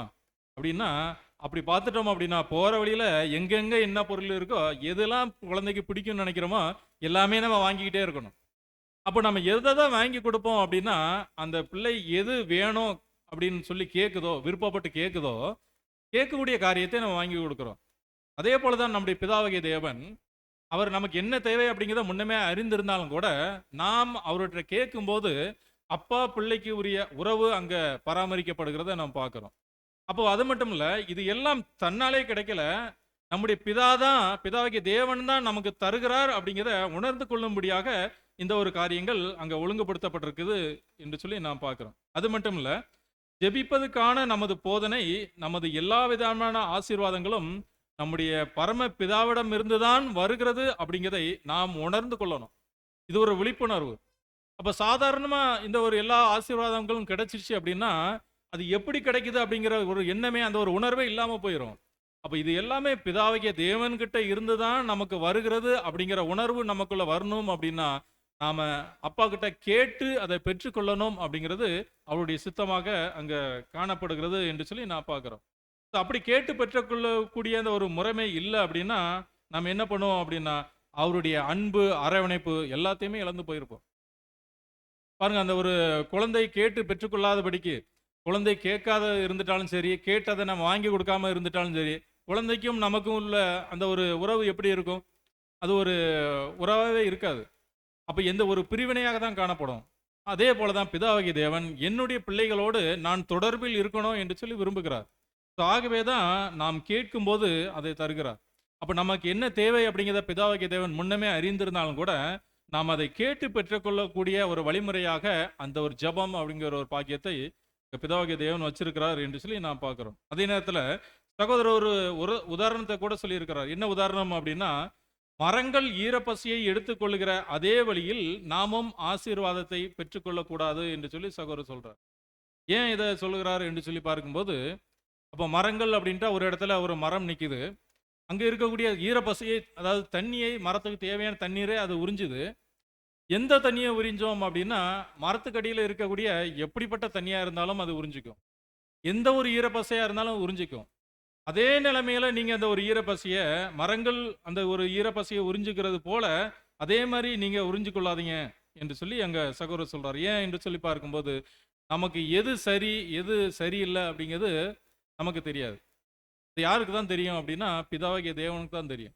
அப்போ எந்த நேரத்தில் நமக்கு என்ன தேவை அப்படிங்கிறத அவர் உணர்ந்து அதுக்கேற்ற முறையில் நமக்கு அதை தரக்கூடியவராக அங்கே பிதாவாகிய தேவன் காணப்படுகிறார் என்று சொல்லி நான் பார்க்குறேன். அப்போ நமக்கு தேவை என்ன அப்படிங்கிறத அறிந்து அதை பிதாவாகிய தேவன் நமக்கு ஏற்பாடு செய்யக்கூடியவராக காணப்படுகிறார் என்று சொல்லி பார்க்குறோம். அதே நேரத்தில் ஒரு ஓமைகளில் கூட அங்கே கர்த்தர் இயேசு சொல்லும்போது, மத்தேயு 14ஆம் அதிகாரம் 16, 17 வசனத்தை பார்த்துட்டோம் அப்படின்னா, வசனத்தை கேட்ட உடனே அதை சந்தோஷத்தோடு ஏற்றுக்கொள்கிறாங்க. அப்போ சந்தோஷத்தோடு ஏற்றுக்கொண்டுட்டாலும் அது நிலைச்சிருக்கல. ஏன் நிலைச்சிருக்கல? அப்போ கர்த்தர் இயேசுவோட போதனைகளை உடனே கேட்டுக்கிறாங்க. கேட்டாலும் அதில் நிலைச்சிருக்க முடியல. ஏன் காரணம் என்று சொல்லி பார்க்கும்போது, அந்த விதை எங்கே விழுந்த விதையாக இருக்குது என்று சொல்லி வசனத்தில் பார்த்துட்டோம் அப்படின்னா, அது ஒரு கட்பாறையான இடத்துல விழக்கூடிய ஒரு விதையாக காணப்படுகிறது. அப்படிப்பட்டவர்கள் அது நிலைச்சிருக்க முடியாதவர்களாக அங்கே காணப்படுகிறாங்க என்று சொல்லி நான் பார்க்குறோம். இதே வசனங்களில் பார்க்கும்போது மார்க்கு 4ஆம் அதிகாரம் 17வது வசனம் வாசிங்க. தங்களுக்குள்ளே வேர் கொள்ளாதபடியால் கொஞ்ச காலம் மாத்திரம் நிலைத்திருக்கிறார்கள். வசனத்தின் நிமித்தம் உபத்திரமும் துன்பமும் உண்டான உடனே இடரடைகிறார்கள். இவர்களே கட்பாறை நிலத்தில் விதைக்கப்பட்டவர்கள். ஆமாம் அன்புக்குரியவர்களே, அப்போ பாருங்க, ஒரு ஆசீர்வாதமான ஒரு வசனங்கள் கிடைச்ச உடனே அதை சந்தோஷத்தோடு ஏற்றுக்கொள்கிறாங்க. ஏற்றுக்கொண்டாலும் நிலைச்சிருக்க முடியல. ஏன் நிலைச்சிருக்க முடியல அப்படின்னா, அது ஒரு கட்பாறையான இடத்துல விழுந்தது போல இருக்குது. அந்த விதை அடுத்த ஒரு கட்டத்துக்கு போக முடியல. விதை எப்படி பாறையில் விழுந்ததோ விழுந்த நிலைமையில அப்படியே இருக்குது. அது வேரூன்றி நீரை உறிஞ்சி வளர முடியலை என்று சொல்லி நாம் பார்க்குறோம். அன்புக்குரியவர்களே, அப்போ அதே போல தான் உபத்திரம் துன்பம் அப்படிங்கிற காரியங்கள் உண்டான உடனே இந்த மனுஷங்க என்ன பண்ணிடுறாங்க அப்படின்னா, இடரல் அடைஞ்சிடறாங்க என்று சொல்லி வசனங்களில் சொல்லப்பட்டிருக்கு. ஸோ இப்படியாக இருக்கிறவங்க கட்பாறையிலே விழப்பட்ட அந்த ஒரு விதை போன்று காணப்படுகிறாங்க என்று சொல்லி சொல்றாரு. ஆனால் கர்த்தர் இயேசுவின் மூலமாக ஒரு மாபெரும் திட்டத்தை பிதாவாகிய தேவன் ஏற்பாடு செஞ்சு வச்சிருக்கிறார். எதுக்கு அப்படின்னா, நாம் தேவனுடைய சலுகைகளை பெற்றுக்கொண்டு வளருவதற்காக பிதாவாகிய தேவன் அதை ஏற்பாடு செஞ்சு வச்சிருக்கிறார் என்று சொல்லி நான் பார்க்குறோம். எப்படிப்பட்ட காரியம் என்று சொல்லி நம்ம பார்த்துட்டோம் அப்படின்னா, கிறிஸ்துவின் மூலமாக மாபெரும் ஒரு ரட்சிப்பின் திட்டத்தை வச்சிருக்கிறார். அந்த ரட்சிப்பின் திட்டங்கள் என்ன என்று சொல்லி பார்க்கும்போது, இந்த உலகத்தின் நிறைவு பகுதியில் கிறிஸ்துவோடு அவருடைய சபை அங்கத்தினர் உயிரோடு இருப்பாங்க. அதே நேரத்தில் ஒட்டுமொத்த உலகத்தையும் உயிரோடு எழுப்பும்போது அந்த பங்கு திருச்சபையின் பிள்ளைகளுக்கும் வழங்கப்படுகிறது. அப்போ அந்த சலுகைகள் என்று சொல்லி பார்க்கும்போது அது யாருக்கு தான் வழங்கப்படும் அப்படின்னா, தேவனுடைய பிள்ளைகளுக்கு மட்டும்தான். பிதாவாகிய தேவனை விசுவாசித்து கர்த்தர் இயேசுனுடைய ஈடுபலியின் மீது விசுவாசம் வைத்து அவருடைய அங்கங்களாக, சரீர அங்கமாக மாறுகிறவர்களுக்கு மட்டும்தான் இந்த ஒரு சலுகை வழங்கப்படக்கூடியதாக காணப்படுகிறது என்று சொல்லி பார்க்குறோம். அப்போ பாருங்க, அப்போ கர்த்தர் இயேசு முதலாம் வருகையில் இந்த உலகத்தில் வந்துட்டு பேசும்போது எதையுமே அவர் சுயமாக பேசலை அப்படின்னார். நான் எதுவுமே சுயமாக பேசுறதில்ல, எங்கள் அப்பா என்ன சொன்னாரோ அதே தான் நான் பேசினேன் அப்படின்னார். அப்போ அப்படி பேசினது நிமித்தமாக கிறிஸ்து ஒரு மேலான நிலைமைக்கு உயர்த்தப்பட்டுட்டார். கிறிஸ்துவை பிதாவாகிய தேவன் உயிர் தெழுப்பி ஒரு மேலான நிலைமைக்கு கொண்டு போயிட்டார். அது மட்டும் இல்லை, அவருடைய பிள்ளைகளையும் கூட இப்படிப்பட்ட ஒரு நிலைமைக்கு கொண்டு போகணும் என்று சொல்லி பிதாவாகிய தேவன் ஒரு தெய்வீக திட்டத்தை வச்சிருக்கிறார். இந்த சகோதர எழுத்துக்களை பார்க்கும்போது, பரலோக ராஜ்யத்தில் சபை அதன் கர்த்தரோடு இருக்கும்படி உயர்த்துகிற ஒரு மாபெரும் திட்டத்தை வைத்திருக்கிறார். பாருங்க, கிறிஸ்து எப்படி ஒரு உயர்வான நிலைமைக்கு போனாரோ அதே நிலைமையில அவருடைய பிள்ளைகளும் போகும்படியாக, அவருடைய திருச்சபையின் பிள்ளைகளும் போகும்படியாக அங்க பிதாவாகிய தேவன் அப்படிப்பட்ட ஒரு திட்டத்தை வச்சிருக்கிறார் என்று சொல்லி பார்க்கிறோம். ஆனா பாருங்க, இப்படியான ஒரு தெய்வீக திட்டம் இருக்குது அப்படிங்கிற காரியம் இன்றைக்கு உலகத்துல யாருக்காவது தெரியுமா அப்படின்னா யாருக்கும் தெரியாது. அப்போ அதையும் கூட பிதாவாகிய தேவன் யாருக்கு தான் வழங்கியிருக்கிறார் அப்படின்னா அவருடைய பிள்ளைகளுக்கு மட்டும்தான் வழங்கியிருக்கிறார். இன்னும் சகோதர எழுத்துக்களை பார்க்கும்போது இந்த காலத்தில் தேவனுடைய கிருபை பற்றிய அறிவு விசேஷமாக அழைக்கப்பட்டவர்களுக்கு மட்டுமே. அப்போ பாருங்க, மற்ற பொதுவான உலகத்தார் எல்லாம் எப்படிப்பட்ட எண்ணத்தில் இருப்பாங்க அப்படின்னா இயேசு கிறிஸ்துவை தெரியும். ஆனால் இயேசு கிறிஸ்து எப்படி இந்த பூமிக்கு வந்தார், அவருடைய திட்டங்கள் என்ன, தேவனுடைய தெய்வீக திட்டம் அப்படிங்கிறது பூமியில எப்படி செயல்பட்டுட்டு இருக்கு அப்படிங்கிற காரியங்கள் தெரியுமா அப்படின்னா அது யாருக்குமே தெரியாது. அப்போ அது விசேஷமாக அழைக்கப்பட்டவர்களுக்கு மட்டுமே தான் இது தெரியக்கூடியதாக அங்கே காணப்படுகிறது என்று சொல்லி நான் பார்க்குறோம். அப்போ ஒருவேளை நமக்கு ஒருவேளை ஒரு டவுட் வரலாம், என்ன அப்படின்னா தேவனுடைய தெய்வீக திட்டங்கள் அடங்கிய காரியத்தை தான் நம்ம எங்கே எடுக்கிறோம், பேசிக் கிளாஸில் எடுக்கிறோம். அப்படி பேசிக் கிளாஸில் எடுக்கும்போது முதல் கிளாஸில் ஒரு 100 பேர் வந்துடுறாங்க, அடுத்து படிப்படியாக குறைஞ்சிக்கிட்டே வராங்க. சரி, கடைசி வரைக்கும் ஒரு 20 பேர் வந்துட்டாங்கன்னு வச்சுக்கோங்க. அந்த 20 பேர்லையும் மீண்டுமாக சபைக்கு சேர்த்து கொள்ளப்படத்தக்கதாக ஞானஸ்தானம் அப்படிங்கிற காரியத்தை அறிவிக்கும் போது அந்த 20 பேரும் அப்படியே ஒத்துக்கொள்கிறாங்க அப்படின்னா ஒத்துக்கொள்ள மாட்டாங்க. அதில் பாதி பேர் தான் கிட்டத்தட்ட ஒத்துக்கொள்வாங்க. அப்போ நமக்கு என்ன தோன்றும் அப்படின்னா 20 பேரில் 10 பேர் தான் சபையாக மாறுவதற்காக ஞானஸ்தானம் உடன்படிக்கைக்குள்ளே வந்திருக்கிறாங்க, மீதி 10 பேர் வரலன்னு சொல்லிட்டாங்க. அப்போ இந்த 10 பேருக்கு மட்டும்தான் இந்த சுவிசேஷம் சென்றடைஞ்சிருக்குது, 10 பேருக்கு மட்டும்தான் இந்த ஒரு வாய்ப்பு கிடைச்சிருக்குது இப்படிங்கிறது நம்மளுடைய மேலோட்டமான பார்வை. ஆனால் அங்கே சகோதர எழுத்துக்களில் பார்க்குறோம், சகோதர எழுத்துக்களில் சொல்லும்போது அதை வாசிங்க. அவர்கள்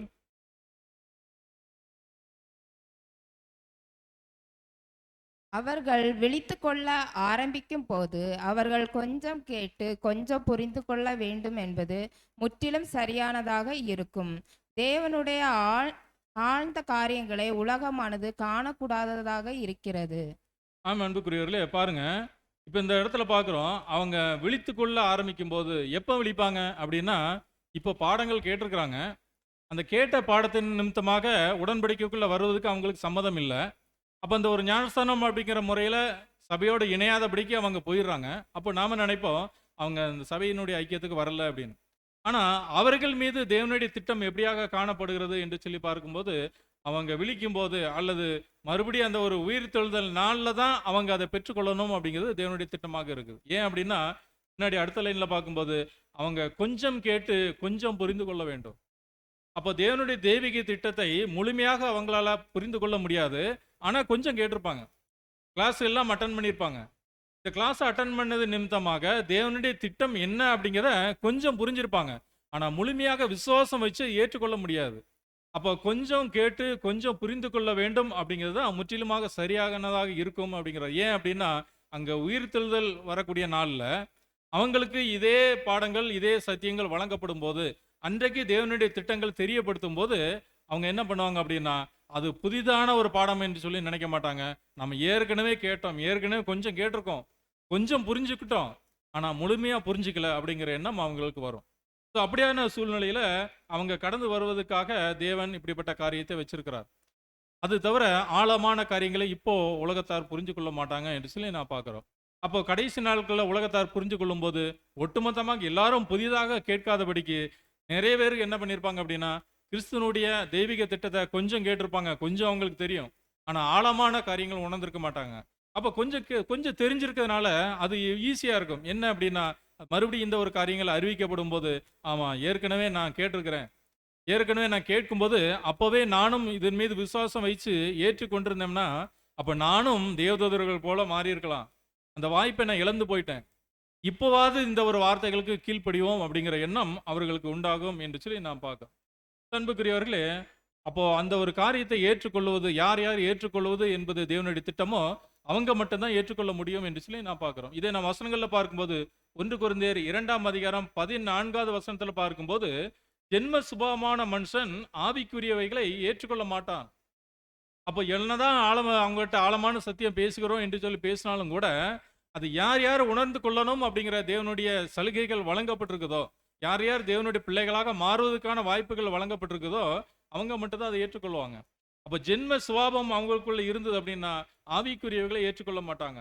அப்போ அப்படியாக பார்க்கும்போது அந்த ஆவிக்குரிய காரியங்களை அவங்ககிட்ட பேசணும்னா அது அவங்களுக்கு எப்படி இருக்கும் என்று சொல்லி பார்க்கும்போது அவைகள் அவனுக்கு பைத்தியமாக தோன்றும், அவைகள் ஆவிக்கேற்ற பிரகாரமாய் ஆராய்ந்து நிதானிக்கப்படுகிறவைகள் ஆனதால் அவைகளை அறியவும் மாட்டான்.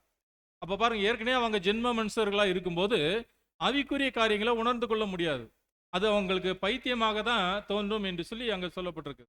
ஆனால் அதே 1 கொரிந்தியர் 2ஆம் அதிகாரம் 10-11வது வசனத்தை பார்க்கும்போது, மனுஷனில் உள்ள ஆவியே என்று மனுஷரில் எவன் மனுஷருக்குரியவர்களை அறிவான். பாருங்க, ஒரு ஒரு மனுஷனுக்குரிய எண்ணங்கள் என்ன, சிந்தனைகள் என்ன அப்படிங்கிறத ஒரு மனுஷன் ஈஸியாக புரிஞ்சுக்கலாம். அதே போல தான் தேவனுடைய ஆவியை என்று ஒருவனும் தேவனுக்குரியவர்களை அறிய மாட்டான். அப்போ இன்றைக்கு அந்த தேவனுடைய தெய்வீக திட்டங்களை உணர்ந்து கொள்ளக்கூடிய உணர்வு நம்ம ஒருவேளை நம்ம நினைக்கலாம், நம்ம என்னதான் சொன்னாலும் எவ்வளவு கிளாஸ் எடுத்தாலும் தேவனுடைய காரியத்தை உணர்ந்து கொள்ள மாட்டேங்கிறாங்களே என்று சொல்லி நமக்கு ஒருவேளை தோணலாம். ஆனால் ஏன் அவங்களால உணர்ந்து கொள்ள முடியல அப்படின்னா, அங்கே மனுஷனுடைய ஆவி இருக்கிறவங்களுக்கு எவ்வளோதான் சத்தியம் கேட்டாலும், எவ்வளோதான் பேசிக் கிளாஸ் கேட்டாலும், எவ்வளோதான் ஒருவேளை இந்த அழைப்புக்குள்ளே வந்துட்டாலும் கூட, வெறுமனே நேற்று கூட பாடத்தில் கேட்டோம், இந்த ஞானஸ்தானம் அப்படிங்கிறது வெறுமனே வெறும் உடன்படிக்கை, ஒரு அடையாளம்.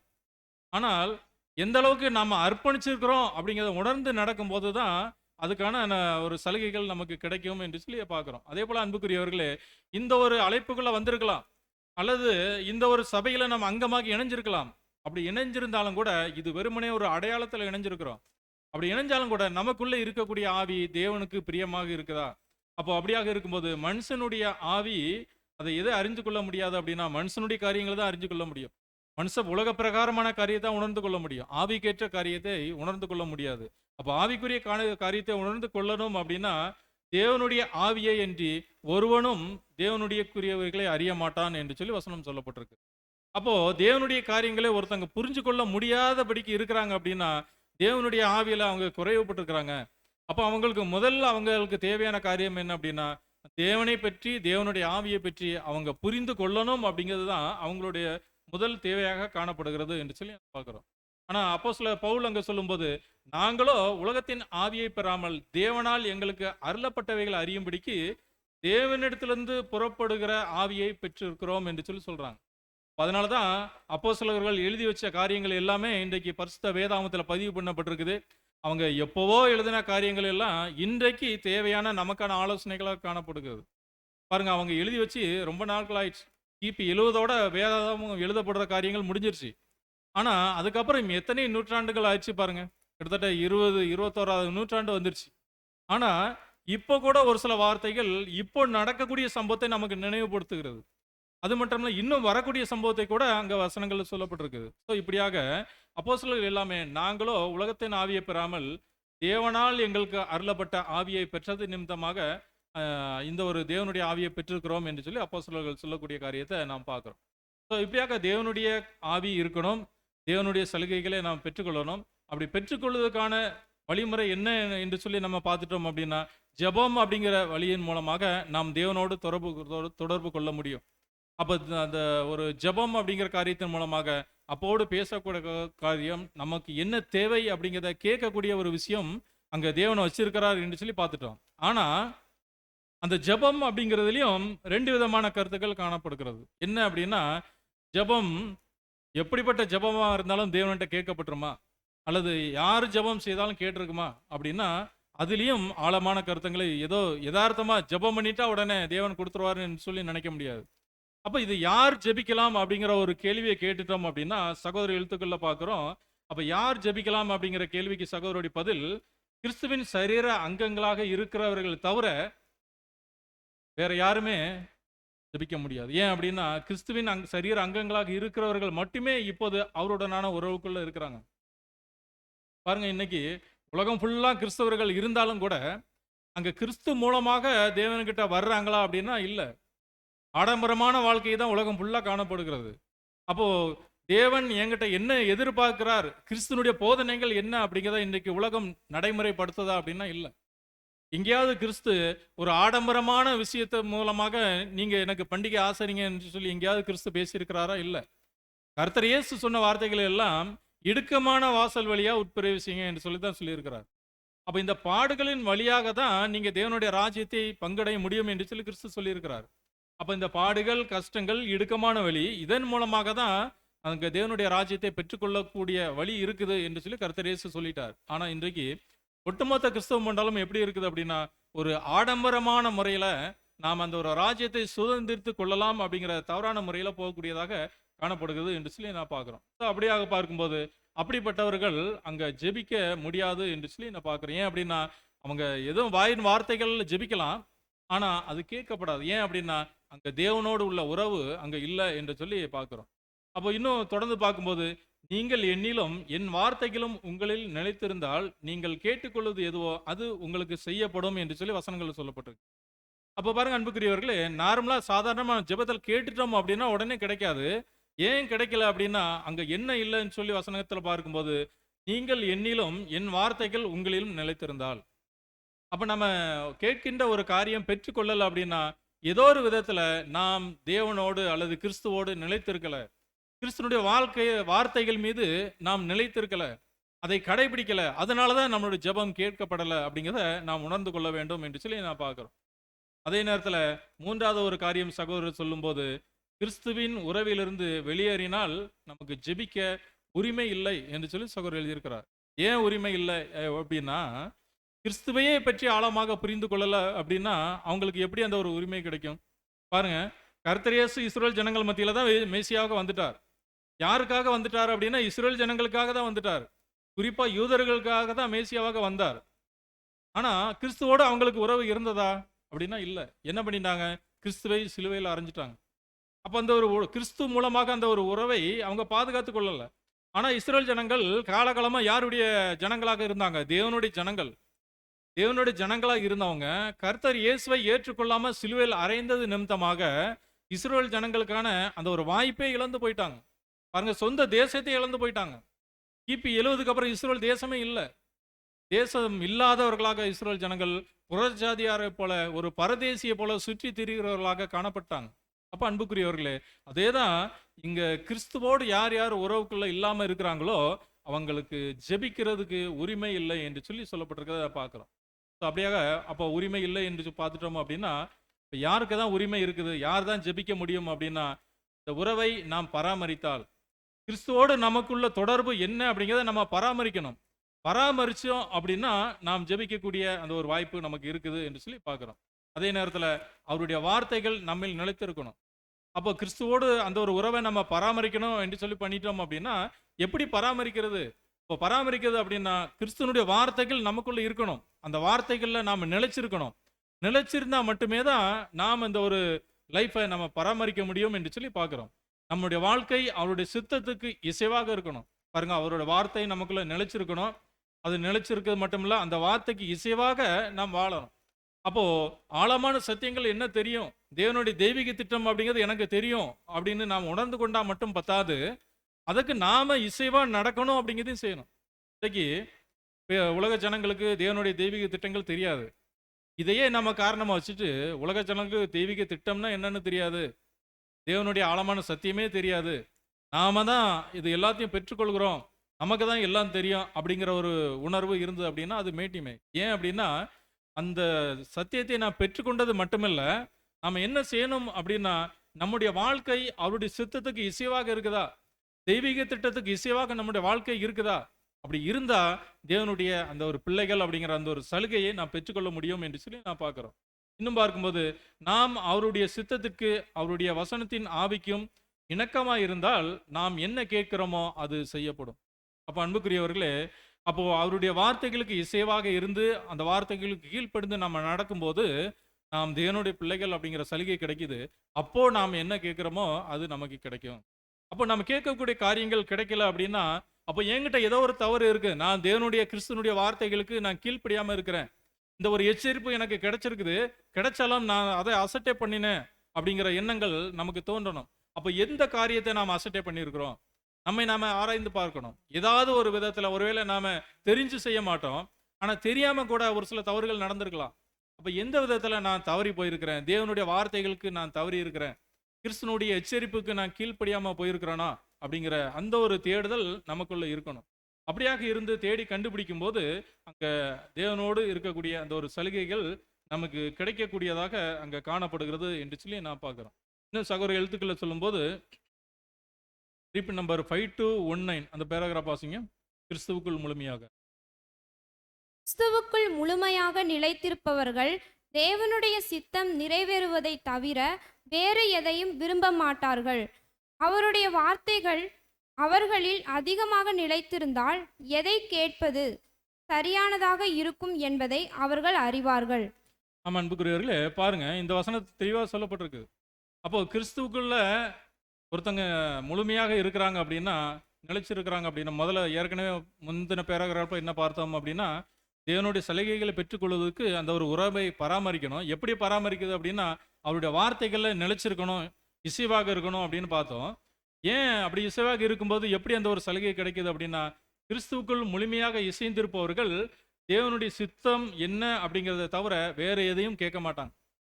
அப்போ கிறிஸ்துவனுடைய வார்த்தைகளுக்கு கீழ்ப்படுகிறவங்க, கிறிஸ்துவுக்கு இசைவாக நடக்கிறவங்க, தேவனுடைய சட்டத்திட்டங்களுக்கு உட்பட்டு நடக்கிறவங்க, அந்த வார்த்தைகளில் நிலைச்சு இருக்கிறவங்க எதை கேட்க மாட்டாங்க அப்படின்னா, தேவனுடைய சித்தம் இல்லாதது கேட்க மாட்டாங்க.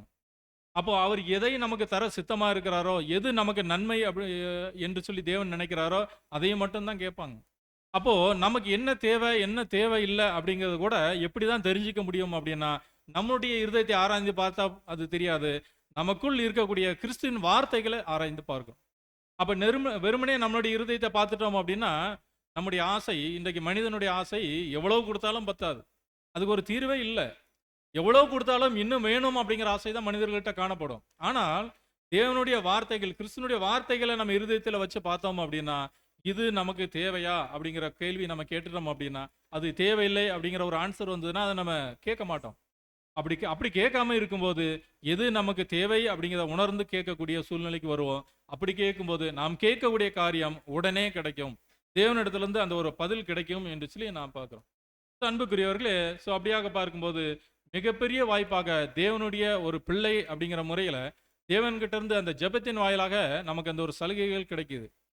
அது மட்டும் இல்லை, இன்னும் மிகப்பெரிய ஒரு சலுகை, என்ன சலுகையை வச்சிருக்கிறாரு அப்படின்னா, ஃபர்ஸ்ட் வேல்யூமில் பேஜ் நம்பர் 109 பார்த்துட்டோம் அப்படின்னா, தேவனுடைய திட்டத்தில் சபை மகிமை அடைஞ்சதுக்கு பிற்பாடு இங்கே என்ன சலுகை இருக்குது அப்படின்னா, அந்த சிறுமந்தை அப்படிங்கிற காரியத்துக்கு, சிறுமந்தை அப்படிங்கிற வகுப்பாருக்கு மிகப்பெரிய ஒரு சலுகை கொடுக்கப்பட்டிருக்குது. என்ன சலுகை அப்படின்னா, பூமியில் உள்ள சகல குடும்பங்களையும் ஆசீர்வதிக்க போகிற சந்ததி. இது எவ்வளோ பெரிய சலுகை பாருங்க. அப்போ பாருங்க, இன்னைக்கு உலக ஜனங்கள்ல இருந்து கிறிஸ்தவர்கள் இருந்தாலும், கிறிஸ்டியன்ஸ்ல இருந்து ஒரு சிலவர்கள் தேவனுக்கு பிரியமாக வாழணும், கிறிஸ்துவனுடைய வார்த்தைகள் கீழ்ப்படிஞ்சு இருக்கணும், அவருடைய சரீர அங்கமாக மாறணும் என்று சொல்லி பக்தி வைராக்கியத்தோடு வாழ்கிறவங்க, அவருடைய வார்த்தைகளில் நிலைச்சிருக்கிறவங்க கொஞ்சம் பேர் இருக்கிறாங்க. அப்படிப்பட்டவர்களுக்கு என்ன ஒரு சலுகை வழங்கப்படுகிறது என்று சொல்லி பார்க்கும்போது, அந்த திரும்ப கொடுத்துதல் அப்படிங்கிற அந்த ஆசீர்வாதமான காலங்கள் நடக்கும்போது அதுல ஒரு பங்கு கிடைக்குது. இந்த உலகத்தை ஆசீர்வதிக்கக்கூடிய வேலை, அந்த மிகப்பெரிய ஒரு வாய்ப்பு அங்க தேவனுடைய பிள்ளைகள் என்று சொல்லக்கூடிய சிறுமந்தை வகுப்பாருக்கு அங்க கிடைக்கக்கூடியதாக இருக்குது என்று சொல்லி நான் பார்க்கிறோம். அப்போ பாருங்க, இந்த சலுகைகள் எல்லாமே எதன் அடிப்படையில் கிடைக்குது அப்படின்னா, தேவனுடைய பிள்ளை அப்படிங்கிற ஒரு சலுகை. பாருங்க, இன்றைக்கு அப்பா ஏதோ ஒரு உத்தியோகத்தில் இருக்கிறாங்க, ஏதோ ஒரு இடத்துல அதிகாரம் பண்ணிட்டு இருக்கிறாங்கன்னு வச்சுக்காங்களேன். ஒரு கம்பெனி இருக்குது, இந்த கம்பெனியினுடைய அப்பா வந்து அந்த கம்பெனியை பராமரிச்சுட்டு இருக்கிறார். கம்பெனியில் இருக்கிறவங்க அவர் சொல்லக்கூடியதை எல்லாத்தையும் கேட்பாங்க. அவருடைய சொற்படி கம்பெனி நடக்கும். அந்த கம்பெனியுடைய காரியங்கள் எல்லாம் அவர் நிர்வகிச்சுட்டு இருக்கிறார். அதே நேரத்தில் அந்த ஓனருக்கு ஒரு பையன் இருந்தால், அந்த பையன் அந்த கம்பெனியில் போய் அதை நிர்வகிக்கும் போது அந்த பையனுக்கும் அந்த கம்பெனியில் எல்லா ஒரு உரிமையும் இருக்குது. அப்போ பாருங்க, அங்கே தேவன் உலகத்தை உயிர்த்தெழுதலில் கொண்டு வந்து இந்த உலகம் முழுவதும் ஆசீர்வதிக்கப்படும் போது, இந்த உலகம் ஒரு மகிழ்ச்சியான தருணத்துக்கு வரும்போது அதில் பங்கு யாருக்கு கிடைக்குதுங்க? அவருடைய பிள்ளைகளுக்கு மட்டும்தான் கிடைக்கும்.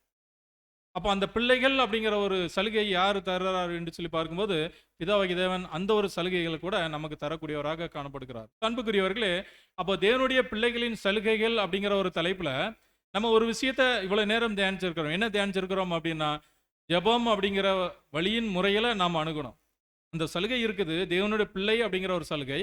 அந்த தேவனுடைய பிள்ளை அப்படிங்கிற அந்த ஒரு சலுகையை பெற்றுக்கொள்வதற்கான வழிமுறை என்ன அப்படின்னா, ஜெபம் அப்படிங்கிற ஒரு காரியத்தின் மூலமாக நாம் தொடர்பு கொள்ளணும். அதே நேரத்தில் அந்த ஜெபம் அப்படிங்கிற காரியத்தின் மூலமாக தொடர்பு கொள்ளும்போது இன்னும் நாம் சிந்திக்க வேண்டிய விஷயங்கள் என்ன அப்படின்னா, தேவனுடைய வார்த்தைகளை நாம் நினைச்சிருக்கிறோமா, அந்த வார்த்தைகளுக்கு இசைவாக இருக்கிறோமா அப்படின்னு நினைச்சு கேட்கும்போது நாம் கேட்கக்கூடிய விஷயங்கள் நமக்கு கிடைக்கும் என்று சொல்லி நான் பார்க்குறோம். அதே நேரத்தில் ஆதார வசனத்தில் பார்த்தோம், உங்களுக்கு என்ன தேவை அப்படிங்கிறத நீங்கள் கேட்கறதுக்கு முன்னாகவே அவர் உங்களுக்கு அறிந்திருக்கிறார் அப்படின்னாலும் கூட ஏன் கேட்கக்கூடிய ஒரு முறையை பிதாவாகிய தேவன் வச்சிருக்கிறாரு அப்படின்னா, அது அப்பா மகன் அப்படிங்கிற ஒரு உணர்வு. அப்ப எல்லாமே பிதாவாகிய தேவன்கிட்ட இருந்து தான் நமக்கு வருகிறது அப்படிங்கிற காரியத்தை நாம் உணர்ந்து கொள்வதற்காக இந்த ஒரு காரியத்தை வச்சிருக்கிறார். இப்ப இதை சரியான முறையில உணர்ந்து கொண்டு நாம் நடைமுறைப்படுத்தும் போது, தேவனுடைய பிள்ளை அப்படிங்கிற ஒரு அதிகாரம், ஒரு சலுகை நமக்கு கிடைக்கக்கூடியதாக காணப்படுகிறது. இப்ப தேவனுடைய பிள்ளை அப்படிங்கிற ஒரு சலுகை நமக்கு கிடைச்சது அப்படின்னா, நாம் புத்திர சுவிகாரரா மாறிரும். அப்ப இந்த உலகமே நமக்கு சொந்தமான உலகமாக மாறப்போகுது. கிறிஸ்துவோடு சேர்ந்து இணைந்து ஒரே சரீரமாக இருக்க போகிறோம்.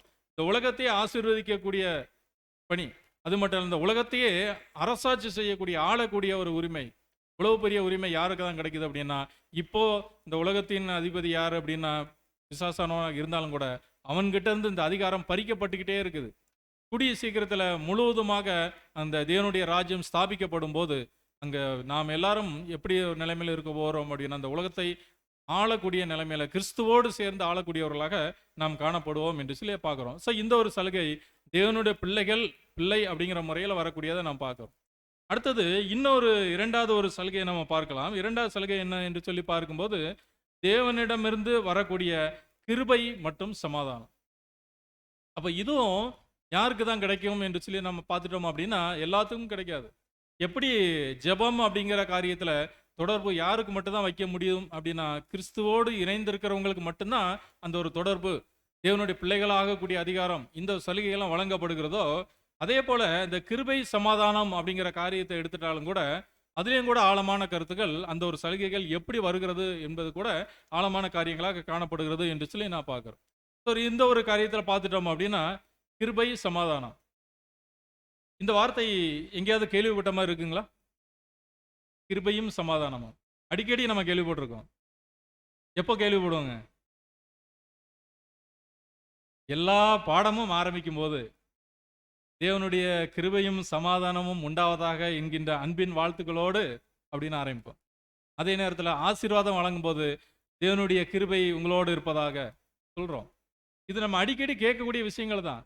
அப்ப இந்த ஒரு கிருபையும் சமாதானமும் உண்டாவதாக என்று சொல்லக்கூடிய வார்த்தை ஒரு ஆசீர்வாதமான ஒரு வார்த்தையாக காணப்படுகிறது. ஆனா இன்றைக்கான நம்மளுடைய தியானம் என்ன அப்படின்னா, அந்த வார்த்தைகள் இரண்டும் ஒன்றாக சொல்லப்படக்கூடிய வார்த்தைகளாக இருந்துட்டாலும் கூட இந்த இரண்டுக்கும் இடைவெளி காணப்படுகிறது. அப்ப அந்த கிருபையும் சமாதானமும் அப்படிங்கிற வார்த்தைகள்ல, கிருபை அப்படிங்கிறது இந்த தேவனுக்கிட்ட இருந்து வரக்கூடிய கிருபை. அது தேவன் நம்மீது ஆல்ரெடி ஒரு சலுகையாக அந்த கிருபையை தந்துட்டார். உலகம் முழுவதுக்குமே அந்த ஒரு கிருபையை வச்சிருக்கிறார். ஆனா அந்த கிருபையை யார் யார் பெற்றுக்கொள்ள முடியும், யார் யார் அந்த கிருபையை பெற்றுக்கொண்டு சமாதானத்தை பெற்றுக்கொள்கிறாங்க அப்படின்னா, அது எல்லாரும் பெற்றுக்கொள்ள முடியாது. அப்ப உலகம் தரக்கூடாத மேலான சமாதானத்தை பிதாவாகிய தேவன் இந்த உலகத்துக்கு தந்திருக்கிறார்.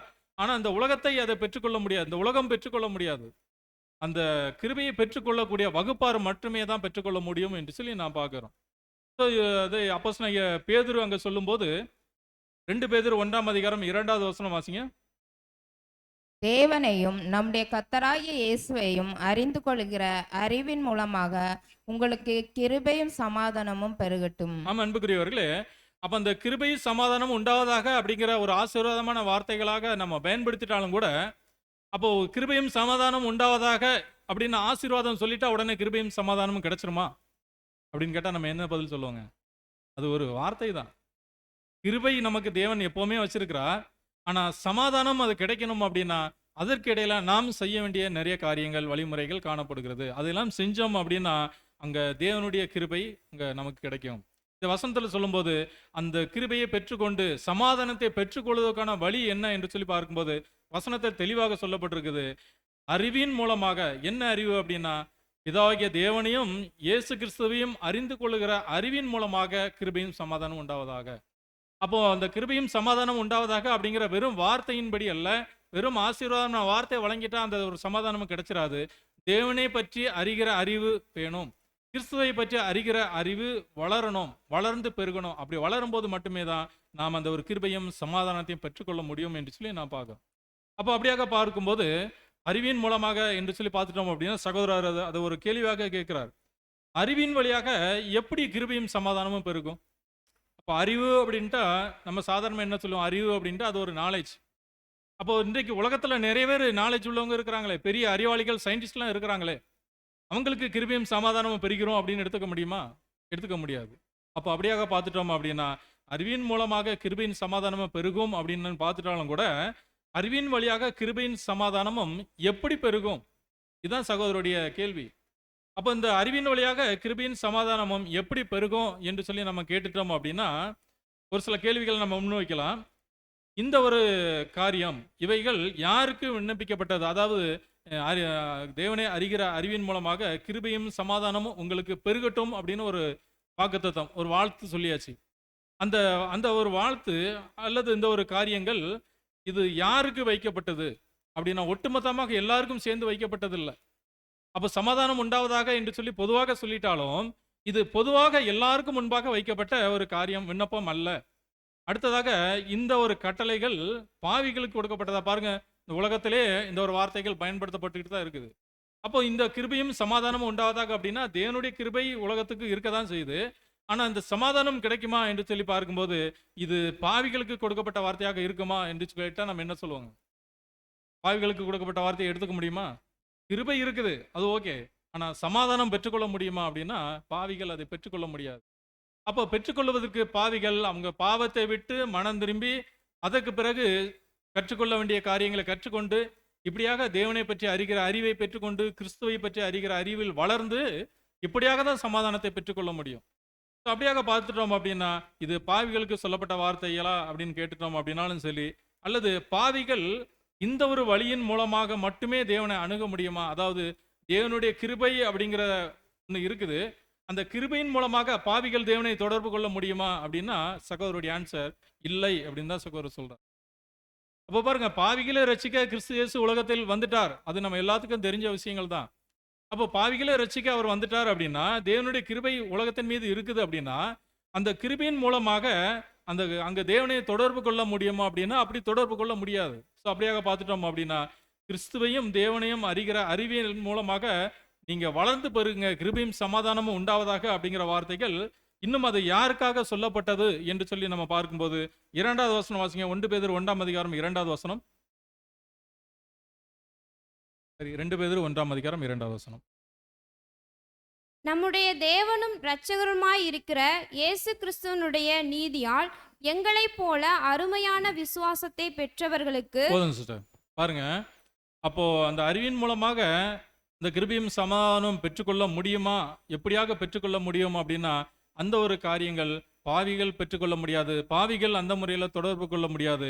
யாரு தான் இந்த ஒரு கிருபையும் சமாதானத்தையும் அறிவின் மூலமாக பெற்றுக்கொள்ள முடியும் என்று சொல்லி பேதுரு சொல்லும்போது, இங்க சொல்லப்பட்டிருக்குது, இயேசு கிறிஸ்துனுடைய நீதியால் எங்களை போல அருமையான விசுவாசத்தை பெற்றவர்களுக்கு. அப்ப அன்புக்குரியவர்களே, அப்போ இந்த தேவனுடைய கிருபையை பெற்றுக்கொண்டு நாம் வளர்ச்சி அடைந்து சமாதானத்தை பெற்றுக்கொள்ளணும் அப்படின்னா, கிறிஸ்துவனுடைய நீதி நம்மக்கிட்ட காணப்படணும் முதல் விஷயம். அப்போ கிறிஸ்துவனுடைய நீதியால எங்களை போன்ற, அப்போ அங்க பேதுரு எப்படி இருக்கிறார் அப்படின்னா, ஆரம்ப காலகட்டங்களில் பேதுரு எப்படி இருந்தாலும் சரி, ஆனால் கடைசியாக பேதுரு எப்படி மாறிட்டார் அப்படின்னா, ஒரு முழுமையான கிறிஸ்துவனுடைய மீது ஒரு முழுமையான விசுவாசம் வைத்தவர்களாக மாறிட்டார். பாருங்க, ஆரம்பத்தில் பேதுருக்கு கிறிஸ்து மீது விசுவாசம் இருந்தது. எப்படிப்பட்ட விசுவாசம் அப்படின்னா, இவங்க எல்லாரும் உங்களை விட்டு போயிட்டா கூட நான் போக மாட்டேன், நான் மறுதளிக்க மாட்டேன். இது விசுவாசம் தானே? விசுவாசம் தான். ஆனால் எப்படிப்பட்ட விசுவாசம் அப்படின்னா, அது நீதியான முறையில் உள்ள விசுவாசம் இல்லை. கிறிஸ்துனுடைய வார்த்தைகளின் மீது வந்தான விசுவாசம் இல்லை. கர்த்தர் இயேசு சொல்றார், நீ என்ன மறுதளிப்ப அப்படின்னு. ஆனால் பேதுரு சொல்றார், இவங்க எல்லாரும் மறுதளிக்கலாம், இவங்க எல்லாரும் உங்களை சுற்றி போயிடலாம். பாரு, சுற்றி இருக்கிறவங்களுக்கு குறித்து பேதுரு சொல்றார். அப்போ சீசர்களில் மற்றவங்க எல்லாரும் கிறிஸ்துவ விட்டு போயிடுவாங்களாமா. அப்படி போனாலும் கூட நான் போக மாட்டேன். இப்படிப்பட்ட ஒரு விசுவாசம் என்கிட்ட இருக்குது என்று சொல்லி பேதுரு ஆரம்பத்தில் சொன்னார். ஆனால் உறுதியாக கிறிஸ்துவை பற்றி அறிந்து கொண்டு பரிசுத்த ஆவியை பெற்றுக்கொண்டு கிறிஸ்துவனுடைய நீதியை அவர் கடைபிடிக்க ஆரம்பித்ததுக்கு பிற்பாடு அதே பேதுரு என்ன சொல்லிட்டார் அப்படின்னா, கிறிஸ்துவை நீங்க தான் கொலை செஞ்சீங்கன்னு அந்த ஜனங்கள் மத்தியில் தெளிவாக பேசிட்டார். இதுதான் கிறிஸ்துவனுடைய நீதியின் மீது அவர் உறுதியாக வைக்கப்பட்ட ஒரு விசுவாசம். அப்போ அன்புக்குரியவர்களே, அப்போ யாருக்கு தான் இந்த ஒரு சமாதானத்தை பெற்றுக்கொள்ளக்கூடிய சலுகைகள் வழங்கப்படுகிறது என்று சொல்லி பார்க்கும்போது, கிறிஸ்துவனுடைய நீதியின் மீது விசுவாசம் வைத்தவர்களுக்கு சொல்லி பார்க்குறோம். அப்போ கிறிஸ்துவனுடைய நீதியின் மீது விசுவாசம், ஏன்னா நீதி அப்படிங்கிறது ரொம்ப முக்கியமான காரியம். ஏற்கனவே வசனங்களில் பார்க்குறோம், அந்த நீதி தான் பிதாவாகிய தேவனுடைய சிங்காசனத்தின் ஆதாரம் அப்படின்னு பார்க்குறோம். அப்போ முதலாக கிறிஸ்துவனுடைய நீதியின் மீது தேவனுடைய நீதியின் மீது நம்பிக்கை வைத்து அதன் மீது விசுவாசம் வைக்கணும். அப்படி வைக்கிறவர்களுக்கு இந்த ஒரு கிருபையும் சமாதானமும் உண்டாவதாக அப்படிங்கிற அந்த ஒரு வாக்கியங்கள் அங்க பொருந்தும் என்று சொல்லி நான் பார்க்கிறோம். அன்புக்குரியவர்களே, அப்ப கிறிஸ்துவின் நீதி என்று சொல்லி பார்க்கும்போது கிறிஸ்துவை பற்றின எல்லா வார்த்தைகளின் மீது நாம் நம்பிக்கை கொண்டவர்களாக காணப்படணும். குறிப்பாக கர்த்தர் இயேசுனுடைய இரத்தத்தின் மீது உள்ள விசுவாசத்தின் மூலமாக நீதிமான்களாக மாற்றப்பட்டவங்களுக்காக இந்த ஒரு கட்டளை ஆசீர்வாதம் கொடுக்கப்பட்டிருக்கு. யார் யார் கிறிஸ்துவனுடைய இரத்தத்தின் மூலமாக விசுவாசிகளாக மாறி அதன் மீது நம்பிக்கை வைத்தவர்களாக நீதிமான்களாக அழைக்கப்பட்டிருக்கிறாங்களோ அவங்களுக்கு இந்த ஒரு கிருபையும் சமாதானமும் உண்டாவதாக அப்படிங்கிற அந்த ஒரு வாழ்த்துதல் அங்க வழங்கப்பட்டிருக்குது என்று சொல்லி நான் பார்க்கிறோம். அப்ப அன்புக்குரியவர்களே, அப்ப கிறிஸ்துவுக்குள் விசுவாசிகளாக இருக்க வேண்டும் அப்படிங்கிறத இது நமக்கு வலியுறுத்துகிறதா காணப்படுகிறது. அப்ப கிறிஸ்துவுக்குள் விசுவாசிகள் அப்படின்னா வெறுமனே நாம சாதாரணமா ஒரு நம்பிக்கை வைக்கிறதை விட்டுட்டு எப்படிப்பட்ட நம்பிக்கை அப்படின்னா கிறிஸ்துவுக்குள் இருக்கக்கூடிய நம்பிக்கை. பேதுருக்கு முதல்ல இருந்த நம்பிக்கை எப்படிப்பட்டது அப்படின்னா பேதுரு மீது உள்ள நம்பிக்கை, தன்னுடைய சுயபலத்தின் மீது நம்பிக்கை. அதான் சொல்லிட்டார், இவங்க எல்லாரும் உங்களை விட்டு போனாலும் நான் போக மாட்டேன். ஏன்னா நான் அந்த அளவுக்கு உறுதியாக நான் விசுவாசிக்கிறேன், அந்த அளவுக்கு நான் உறுதியாக இருக்கிறேன் என்று சொல்லி பேதுரு சொன்னார். இது சரியான ஒரு விசுவாசம் இல்லை என்று சொல்லி நான் பார்க்கிறோம். அன்புக்குரியவர்களே, அப்போ அப்படியாக பார்க்கும்போது நீதிமான்களாக்கப்பட்டவர்களாக இருந்தாலும் சரி, முழுமையாக தங்களை அர்ப்பணித்து விசுவாசிகளாக இருந்தாலும் சரி, இந்த ஆசரிப்பு கூடாரம் அப்படிங்கிற இந்த ஒரு வாழ்க்கையில நாம் தொடர்ந்து அடுத்தடுத்து வளர்ச்சி அடையணும். அப்படிங்கிற வளர்ச்சி பாதை எது வரைக்கும் போகணும் அப்படின்னா முடிவு பெரியந்தும் அந்த ஒரு வளர்ச்சி பாதையில போகணும். அப்படி இருந்தாலும் மட்டுமே தான் இந்த சலுகைகளை அடைய முடியும் என்று சொல்லி சகோதரர் சொல்றார். அப்போ பாருங்க, இந்த ஆசரிப்பு கூடாரம் அப்படிங்கிறத பார்த்துட்டோம் அப்படின்னா நமக்கு ஏற்கனவே தெரியும். ஆசரிப்பு கூடாரத்துல முதல்ல நாம எங்க இருந்தோம் அப்படின்னா ஆசரிப்பு கூடாரத்துக்கு வெளிப்புறத்துல இருந்தோம், புறஜாதியாராக இருந்தோம், உள்ள என்ன நடக்குது அப்படின்னே தெரியாதவர்களா இருந்தோம். ஆனா இந்த ஒரு அடிப்படை வேத பாடங்கள் மூலமாக அது என்னன்னு தெரிஞ்சு திரைக்குள்ள வந்துட்டோம். அப்போ தொடர்ந்து நம்ம வளர்ந்துக்கிட்டே இருக்கணும். அந்த வாசல்ல நின்று அல்லது பிரகாரத்துக்குள்ளே நம்ம நிற்கிறவர்களாக இருந்தா அடுத்த ஸ்டெப் போக முடியாது. அப்போ இந்த ஒரு சமாதானத்தை பெற்றுக்கொள்வது, தேவனுடைய கிருபையின் மூலமாக சமாதானத்தை பெற்றுக்கொள்வது அப்படிங்கிறது தொடர்ந்து அறிவின் மூலமாக வளர்ச்சி அடையணும். எப்படிப்பட்ட அறிவு அப்படின்னா தேவனை அறிகிற அறிவு, கிறிஸ்துவை அறிகிற அறிவு. இதன் மூலமாக வளர்ச்சி அடையும் போது அந்த ஆசரிப்பு கூடாரத்தில் நம்ம எங்க போயிட்டு இருக்கிறோம் அப்படின்னா பிரகாரத்திலிருந்து பரிசுத்த ஸ்தலத்துக்கு போறோம். அடுத்து பரிசுத்த ஸ்தலத்திலிருந்து மகா பரிசுத்த ஸ்தலத்துக்கு போகும். அதுதான் கடைசியான நம்மளுடைய அந்த ஒரு மரண நிலை. அப்ப நம்முடைய மரணம் வரைக்கும் தொடர்ந்து நம்ம முன்னேறிக்கிட்டே இருக்கணும், வளர்ச்சியை பெற்றுக்கொண்டே இருக்கணும். அப்படி வளர்ச்சியான நிலையிலே காரணப்பட்டால் மட்டுமே தான் நாம் உயிர்த்தெழுதலில் பங்கடையும் போது எந்த நிலைமையில இருப்போம் அப்படின்னா மகா பரிசுத்தமான ஒரு நிலைமையில காணப்படுவோம். அப்போ அன்புக்குரியவர்களே, அந்த ஒரு நிலைமைக்கு நாம் நம்மை நாமே வளர்ச்சிக்கிட்டே இருக்கணும். அதிகமான சத்தியத்தை பெற்றுக்கொண்டுட்டோம் அப்படின்னு நம்ம நினைச்சிடாதபடிக்கு இன்னும் நம்ம வளரணும். எது வரைக்கும் அப்படின்னா நம்முடைய மரணம் வரைக்கும் நம்ம வளர்ந்துக்கிட்டே இருக்கணும். அதனால தான் நம்ம மாணவர்கள். அப்போ நம்முடைய மரணம் வரைக்கும் வளர்ச்சி பாதையிலே நம்ம காணப்படணும் என்று சொல்லி சகோதரர் சொல்றார். அப்போ இந்த ஒரு வளர்ச்சியை நாம் ஒவ்வொரு வருஷமும் புதுப்பிச்சுக்கிட்டே இருக்கணும்.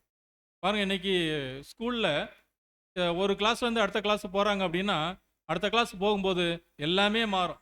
பேருடைய அட்டண்டன்ஸ் மாறும், ரிஜிஸ்டர் மாறும், கிளாஸ் நம்பர் மாறும், புக்கு மாறும், எல்லாமே மாறிக்கிட்டு இருக்குது. அப்போ வருஷத்துக்கு ஒரு தடவை அந்த மாணவர்களுக்கு மாறுவது போல நாமும் என்னதான் செய்யணும் அப்படின்னா நாமளும் மாறிக்கிட்டே இருக்கணும். மாறி எப்படி மாறணும் அப்படின்னா வளர்ச்சி பாதையில் மாறணும்.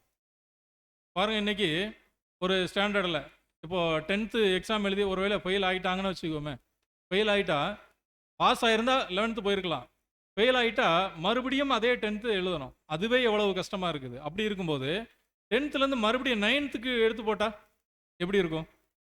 அது யாராலுமே சகிக்க முடியாது. இப்போ அதே போல தான் நம்முடைய வளர்ச்சி எப்படி காணப்படணும் அப்படின்னா ஒரே நிலைமையில் இருக்கக்கூடாது, கீழான நிலைமைக்கும் போகக்கூடாது. நாம் நாளுக்கு நாள் வளர்ந்து பெருக வேண்டும் என்று சொல்லி எங்கள் சகோதரர் சொல்கிறார் என்று சொல்லி நான் பார்க்குறோம். ஸோ அப்படியே பார்த்துட்டோம் அப்படின்னா ஒவ்வொரு வருஷமும் நம்மை நாமே புதுப்பிக்கணும். அப்போ இந்த ஒரு புதுப்பித்தல் நமக்குள்ளேயே நடக்கணும். அப்போ இந்த வருஷம் புதுப்பிக்கக்கூடிய காரியம் இந்த வருஷம் நம்ம புதுப்பிச்சோங்களா? இந்த வருஷம் நம்மை நாமே புதுப்பிச்சிருக்கோமா? புதுப்பிச்சிருக்கோமா இல்லைங்களா? எப்போ புதுப்பிச்சிருக்காங்க? புதுப்பிச்ச டேட் ஏதாவது தெரியுங்களா? மார்ச் 31 புதுப்பிச்சிருக்கிறோம். இது மறக்கக்கூடாது. ஒவ்வொரு நாளும் அந்த டேட்டில் நமக்கு என்ன கிடைக்குதுங்க? மீண்டுமாக ஒரு வருடத்தை பிதாவாகிய தேவன் நமக்கு தருகிறார். அது வரைக்கும் பிதாவாகிய தேவன் நம்மை வழி நடத்திக்கிட்டு இருக்கிறார். ஆனால் மீண்டுமாக ஒரு வருடத்தை எதுக்காக தருகிறார் அப்படின்னா இன்னும் நான் வளர்றதுக்கு, இன்னும் கிறிஸ்துனுடைய சரீர அங்கமாக இணைவதற்கு, கிறிஸ்துனுடைய சரீரமாக மாறுவதற்கு அடையாளமாக தான் அந்த ஒரு அப்பத்தில் கை வைக்கிறோம். இன்னும் ஒரு வருடத்தை அவர் புதுப்பித்து நமக்கு மேலும் ஒரு வருடத்தை நமக்கு தருகிறார். இந்த புதுப்பித்தல் ஒவ்வொரு வருடம் புதுப்பிக்கணும். அதனால தான் யார் எங்கே இருந்தாலும் கூட கரெக்டாக அந்த நாளில் ரினியூவல் பண்ணுறதுக்கு அட்டன் பண்ணிடுறாங்க என்று சொல்லி நான் பார்க்குறோம். ஆனால் அந்த புதுப்பித்தல் வெறுமனே புதுப்பித்தலாக இல்லாதபடிக்கு வளர்ச்சி பாதையில் இருக்கணும் அப்படிங்கிறது சகோதரருடைய ஆலோசனையாக அங்கே காணப்படுகிறது என்று சொல்லி நான் பார்க்குறோம். அன்புக்குரியவர்களே, அப்போ சகோதரர் அதை ஒரு கேள்வியாக கேட்கிறார். என்ன கேள்வி என்று சொல்லி பார்க்கும்போது, நான் முதலில் ஆண்டவரை அறிந்து கொண்ட போது இருந்த ஆனந்த பாக்கியம் எங்கே சொல்லி கேள்வி கேட்கிறார். இந்த கேள்வியை நாம் ஒருவருமே நமக்குள்ளே நம்ம கேட்டு பார்க்கணுமா? நமக்குள்ள நாம் எப்படி கேட்டு பார்க்கறது அப்படின்னா, நாம இந்த அழைப்புக்குள்ள வரும்போது முதல்ல தேவனுடைய தெய்வீக திட்டம் அப்படின்னா என்ன அப்படிங்கிறத உணரும் போது, முதல்ல தேவனை பற்றியும் கிறிஸ்துவை பற்றியும் அறிந்து கொள்ளும் போது, அல்லது முதல்ல இந்த நினைவு கூறுதல் எதற்காக எனக்கு அனுமதிக்கப்பட்டிருக்குது அப்படிங்கிறத உணர்ந்து கொள்ளும் போது, அப்போ நமக்குள்ள இருந்த ஆனந்த பாக்கியம் எங்கே, அப்போ நமக்குள்ள இருந்த வைராக்கியம் எங்கே அப்படிங்கிற ஒரு கேள்வியை கேட்டு பார்க்கணும் என்று சொல்லி சகோதரர் சொல்றார். அப்படியாக கேட்டு பார்த்தோம் அப்படின்னா நாம் அறிவில் வளர்ச்சி அடைகிறவர்களாக காணப்படுவோம். அப்படி ஒரு கேள்வி நமக்குள்ள இல்லை அப்படின்னா நம்ம சாதாரணமாக ஒரு கடமையாக ஒவ்வொரு நாளும் ஒவ்வொரு நாளும் ஞாயிற்றுக்கிழமான ஆலயத்துக்கு வரணும் அப்படிங்கிற ஒரு கடமைக்காக வந்துட்டு போயிடுவோம். அப்படியே தான் காணப்படுவோம். ஆனால் இந்த கேள்வி கேட்கல அப்படின்னா, ஒருவேளை இந்த கேள்வியை நமக்குள்ள கேட்டோம் அப்படின்னா நாளுக்கு நாள் நான் வளர்ந்துட்டு இருக்கிறேன். ஆரம்பத்தில் என்கிட்ட எவ்வளோ விசுவாசம் இருந்தது, எவ்வளோ பக்தி வைராக்கியம் இருந்தது, இப்போ அது எப்படி இருக்குது, இப்போ நான் வளர்ச்சி அடைஞ்சிருக்கிறேனா? ஆரம்பத்தில் ஒருவேளை வளர்ச்சி அதிகமாக இருந்தேனா? ஆரம்பத்தில் எவ்வளோ விசுவாசம், இந்த சத்தியத்தை ஒரு பிரம்மாண்டமாக சத்தியத்தை அவன் சத்தியமாக நினைச்சேனே, யாருக்கும் கிடைக்காத, அதை தான் சொல்றோம், யாருக்கும் இந்த உலகத்தில் யாருக்கும் கிடைக்காத மிகப்பெரிய ஒரு வாய்ப்பு அப்படின்னு சொல்றோம். அப்போ இது மிகப்பெரிய வாய்ப்பு, பிரம்மாண்டமான தெய்வீக திட்டம் என்று சொல்லி நம்ம ஆச்சரியப்பட்டு இதை ஏற்றுக்கொண்டோமே, அந்த வைராக்கியம் இப்போ எங்கே அப்படின்னு நம்ம கேள்வி கேட்டு பார்த்துட்டோம் அப்படின்னா அது நமக்குள்ள இன்னும் அதிகமாக வளர்ந்துருக்கிறா. ஏன்னா இது கடைசி காலம். அப்போ ஆரம்பத்தில் தெய்வீக திட்டத்தை மட்டும்தான் நான் கற்றிருந்தேன். அப்போ அதுவே மிகப்பெரிய தெய்வீக திட்டம் அப்படின்னு நினைச்சேன் அப்படின்னா, நாளுக்கு நாள் நான் தேவனை ஏற்றுக்கொண்டு இந்த ஒரு உடன்படிக்கைக்குள்ள வளர்ந்து எத்தனை வருஷம் ஆச்சுது? ஒருவேளை உதாரணத்துக்கு ஒரு 5 வருடங்கள் ஆயிடுச்சுது அப்படின்னா, 5 வருடத்துக்கு முன்பாக இந்த சத்தியத்தின் மீது அவ்வளவு பக்தி வைராக்கியம் என்கிட்ட காணப்பட்டதே, இப்போ 5 வருஷம் கழிச்சு இன்னும் அதிகமாக வளர்ந்துருக்கிறேனா? பாருங்க, அந்த ஆரம்பத்தில் தெய்வீக திட்டத்தை தான் புரிஞ்சிருப்போம். ஆனால் இந்த 5 வருஷத்துல இன்னும் என்ன காரியங்கள் அப்படின்னா, இப்போ என்ன நடந்துகிட்டு இருக்குது, இந்த உலகம் என்ன கண்டிஷன்ல இருக்குது, இந்த உலகத்தினுடைய முடிவு எப்போது, திருச்சபையினுடைய பாத அங்கங்களுடைய கடமை என்ன, இப்போ நாம பாத அங்கங்கள் அப்படிங்கிற நிலைமையில என்ன கண்டிஷன்ல இறுதியான முடிவை நோக்கி போயிட்டு இருக்கோம், இப்படியான ஆழமான காரியங்கள் எல்லாம் தெரிஞ்சு கொண்டு நாம் வளர்ந்துருக்கிறோமா என்று சொல்லி நாம் அறிந்து பார்க்க வேண்டும். இதுதான் தேவனையும் தெய்வீக திட்டத்தையும் குறித்து கர்த்தர் இயேசுவையும் குறித்து அறிகின்ற அறிவில் வளர்ச்சி என்று சொல்லி சகோதரர் சொல்றார். இன்னும் சகோதர எழுத்துக்களை ரிப்பீட் நம்பர் 2136 பார்க்கும்போது, தேவனை அறிகிற அறிவு அது மிகப்பெரிய ஒரு மதிப்பு வாய்ந்தது என்று சொல்லி சகோதரர் சொல்றார். அப்போ அந்த தேவனை அறிகிற அறிவுக்கு எப்படிப்பட்ட மதிப்பு இருக்குது என்று சொல்லி பார்த்துட்டோம் அப்படின்னா, அந்த தேவனை அறிகிற அறிவு நம்ம எங்க கொண்டு போய் சேர்க்க போகுது அப்படின்னா, 2 பேதுரு 1:3 வாசிங்க. தம்முடைய மகிமையினாலும் காருண்யத்தினாலும் நம்மை அழைத்தவரை அறிகிற அறிவினாலே ஜீவனுக்கும் தேவ பக்திக்கும் வேண்டிய எல்லாவற்றையும் அவருடைய தெய்வீக வல்லமையானது நமக்கு தந்தருளினது மட்டுமல்லாமல். அப்போ பாருங்க, அந்த தேவனை அறிகிற அறிவு அப்படிங்கிறதுனுடைய மதிப்பு என்ன அப்படின்னா, அது நம்மை வளர்ச்சி பாதையில எங்க கொண்டு போய் சேர்க்குது அப்படின்னா, ஜீவனுக்கும் தேவ பக்திக்கும் வேண்டிய எல்லாவற்றையும் அவருடைய தெய்வீக வல்லமை நமக்கு தருகிறது. அப்போ அந்த தேவனை அறிகிற அறிவு நாம் ஜீவனை பெற்றுக்கொள்வதற்கு, நித்திய ஜீவனை பெற்றுக்கொள்வதற்கு, அதுக்கு தேவையான அறிவியல் வளர்ச்சி அடைவதற்கு அந்த தேவனை அறிகிற அறிவு நமக்கு உதவி செய்யுது என்று சொல்லி பார்க்குறோம். பாருங்க, இன்னைக்கு ஜீவன், மனுஷனுடைய ஜீவன் என்று சொல்லிட்டா வசனங்களில் பார்த்துட்டோம் அப்படின்னா பலத்தின் மிகுதியால தான் 70 வருஷங்கள். ஆனால் நித்திய ஜீவன், அழியாமை, சாகாமை அப்படிங்கிற ஒரு காரியம் இருக்குது நமக்கு தெரியும். இதை பற்றி நாம் அறிந்து கொண்டிருக்கிறோம் அப்படின்னா, சாதாரண கிறிஸ்தவர்களுக்கு உயிர்த்தெழுதலில் இருக்கக்கூடிய வெறுமனே நம்பிக்கை இல்லாதபடிக்கு அது எப்படி கிடைக்கும் அப்படிங்கிற ஆழமான அறிவில் நாம் வளர்ச்சி அடைஞ்சிருக்கிறோம். ஸோ இப்படிப்பட்டதான அறிவில் வளர்ச்சி அடையும் போது அது நம்மை நித்திய ஜீவனை பெற்றுக்கொள்வதற்கு, இன்னும் தேவ பக்தியில் அதிகமாக வளர்ந்து கொள்வதற்கு, அந்த தெய்வீக வல்லமை நம்மை அறிவில வளர்ச்சி அடைய செய்யக்கூடியதாக இங்கே காணப்படுகிறது என்று சொல்லி நான் பார்க்குறோம். அன்புக்குரியவர்களே, அப்போ அப்படியாக நாம் வளரும்போது நம்முடைய மத்தியில் சில சூழ்நிலைகள் எப்படி தான் காணப்படும் என்று சொல்லி சகோதரர் சொல்லும்போது, தேவனுடைய கிருபை நமக்கு வழங்கப்படுது.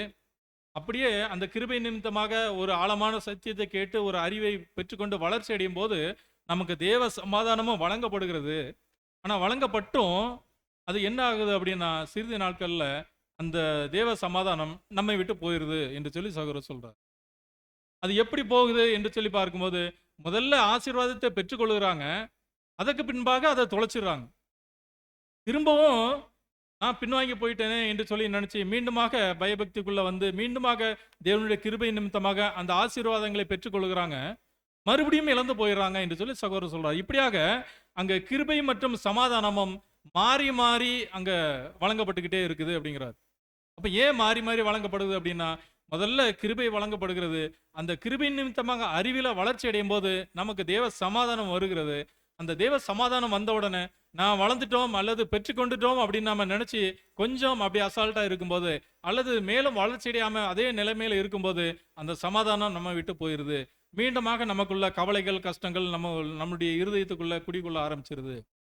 ஆனாலும் மீண்டுமாக தேவனுடைய கிருபை நமக்கு வழங்கப்படுகிறது. மீண்டுமாக நம்ம அறிவில வளர்ச்சி அடையும் போது தேவனுடைய சமாதானம் திரும்பவும் நமக்கு வழங்கப்படுது. இப்படியாக மாறி மாறி அது மீண்டும் மீண்டுமாக அதை பெற்றுக்கிட்டே இருக்கிறாங்க. இப்படியாக அவர்களுடைய ஒவ்வொருத்தருடைய வாழ்க்கையிலும் அது தொடர்ந்து மாறி மாறி நடந்துகிட்டே இருக்குது அப்படின்னு சொல்லி சகோதரர் சொல்றார். அன்புக்குரியவர்களே, இப்படிப்பட்ட நிலைமையில அந்த ஒரு கிருபையும் சமாதானமும் உங்களுக்குள்ள பெருக கடவுது அப்படிங்கிற அப்போஸ்தலருடைய வார்த்தைகளை நாம எப்படியாக புரிந்து கொள்ள முடியும்? இந்த கிருபையும் சமாதானம் மாறி மாறி வந்துகிட்டே இருந்தது அப்படின்னா, சமாதானம் வந்து வந்து இழந்துகிட்டே இருந்தது அப்படின்னா, அப்ப கிருபையும் சமாதானம் உண்டாவதாக அப்படிங்கிற வார்த்தை, அந்த வார்த்தைகளை கேட்ட உடனே நமக்கு சமாதானம் வந்துருச்சுன்னு சொல்ல முடியுமா அப்படின்னா கண்டிப்பா சொல்ல முடியாது. அப்ப அந்த சமாதானம் கிருபை நிமித்தமாக வரக்கூடிய சமாதானத்தை யார் யார் தான் பெற்றுக்கொள்ள முடியும் என்று சொல்லி பார்க்கும்போது, யார் தான் புரிந்து கொள்ள முடியும் என்று சொல்லி சகோதரர் சொல்லும்போது, சில குறிப்பிட்டவர்கள் மட்டுமே தான் இதை புரிந்து கொள்ள முடியும் என்று சொல்லி அங்க சகோதர எழுத்துக்கள்ல சகோதரர் சொல்லியிருக்கிறத பார்க்கிறோம். அன்புக்குரியவர்களே, இப்படியாக பார்க்கும்போது சகோதரர் மீண்டுமா சொல்றார், அநேக கிறிஸ்தவர்கள் அடிப்படையாக தங்களுடைய இரட்சகர் மேல் கொண்ட விசுவாசத்தினால் கண்டடைந்த சமாதானத்தையும் கிருபையும் தக்க வைத்துக் கொள்வதற்கு தேவையான அறிவில் குறைவுள்ளவர்களாக இருப்பதே இதற்கு காரணம் என்று சொல்லி சொல்றார். அப்ப ஏன் இந்த ஒரு சமாதானம், தேவனுடைய கிருபையின் சமாதானம் உண்டாவதாக என்று சொல்லி சொல்லிட்டாலும் அந்த கிருபை இருந்துகிட்டே இருக்குது, சமாதானம் ஏன் திடீர்னு காணாம போயிருது, சில நேரங்கள் அது மறுக்கப்படுகிறது என்று சொல்லி பார்க்கும்போது அங்க தெளிவா சகோதரர் சொல்றார், அநேக கிறிஸ்தவர்கள் அதை அந்த பெற்றுக்கொண்ட விசுவாசத்தினால் கண்டடைந்த சமாதானத்தையும் கிருபையும் தக்க வைத்துக் கொள்வதற்கு தேவையான அறிவில குறைவுள்ளவர்களாக இருப்பதே இதுக்கு காரணம் அப்படிங்கிறார். அப்ப ஏன் குறைவு வருது அப்படின்னா, இன்னும் வளரணும், இன்னும் பெற்றுக்கொள்ளணும் அப்படிங்கிற ஆர்வம் குறையும் போது நாம் அறிவில வளர்ச்சியை குறைக்க ஆரம்பிச்சிருவோம். அப்போ நம்முடைய அறிவின் வளர்ச்சி அப்படிங்கிறது தேவனை பற்றி அறிகிற அறிவின் வளர்ச்சி என்று சொல்வது, அல்லது கிறிஸ்துவை பற்றிய அறிகிற அறிவில் வளர்ச்சி அடைவது அப்படிங்கிறது அதுக்கு ஒரு எல்லையே இல்லை. நம்முடைய மரணம் மட்டும் நம்ம வளர்ந்துக்கிட்டே இருக்கணும், நாளுக்கு நாள் தேவனுடைய கிருபையில வளர்ந்து பெருகிக்கிட்டே இருக்கணும். ஸோ இதுதான் அங்கே அப்போஸ்தலருடைய வார்த்தைகளாக கூட அங்கே காணப்படுகிறது என்று சொல்லி நான் பார்க்குறோம். அன்புக்குரியவர்களே, அப்போ இப்படியாக வளர்ந்து தேவனுடைய கிருபையை பெற்றுக்கொண்டு சமாதானத்தை பெற்றுக்கொண்டு மீண்டுமாக அதை இழந்து கொண்டு திரும்பவும் மீண்டுமாக தேவனுடைய கிருபையின் மூலமாக வளர்ச்சி அடைந்து இப்படியாக மாறி மாறி வர்றதுனால அப்போஸ்தலனாகிய பவுல் அதை எப்படி குறிப்பிட்டு சொல்றார் என்று சொல்லி பார்க்கும்போது 1 கொரிந்தியர் 3ஆம் அதிகாரம் 1வது வசனம் வாசிக்கலாம். மேலும் சகோதரர்களே, நான் உங்களை ஆவிக்குரியவர்கள் என்று நினைத்து உங்களோடு பேசாமல் மாம்சத்திற்குரியவர்கள் என்றும் கிறிஸ்துவிற்குள் குழந்தைகள் என்றும் நினைத்து பேச வேண்டியதாக இருக்கிறது. ஆமா, அன்புக்குரியவர்களே, பாருங்க, அப்போஸ்தலர்கள் நீங்க ஆவிக்குரியவர்கள் தான், ஆனா நீங்க ஆவிக்குரியவர்கள் நினைச்சு என்னால பேச முடியல அப்படிங்கிறார். ஏன் பேச முடியல அப்படின்னா, நீங்க ஆவிக்குரியவர்கள் என்று நினைத்து உங்களோடு பேசாமல் நீங்க மாம்சத்துக்குரியவர்கள் அப்படின்னு நினைச்சு பேசுறேன். ஆனாலும் கூட கடைசியாக ஒரு வார்த்தை வைக்கிறார், கிறிஸ்துவுக்குள் குழந்தைகள் என்று நினைச்சு உங்ககிட்ட பேசுறேன் அப்படிங்கிறார். அப்போ கிறிஸ்துவுக்குள் குழந்தைகள் அப்படின்னா, கிறிஸ்துவை அறிகிற அறிவுல நாம் ஒரு புது சிஷ்யாக பிறந்திருக்கிறோம். நாளுக்கு நாள் அதை வளர்ச்சி அடைஞ்சிட்டே இருக்கணும்.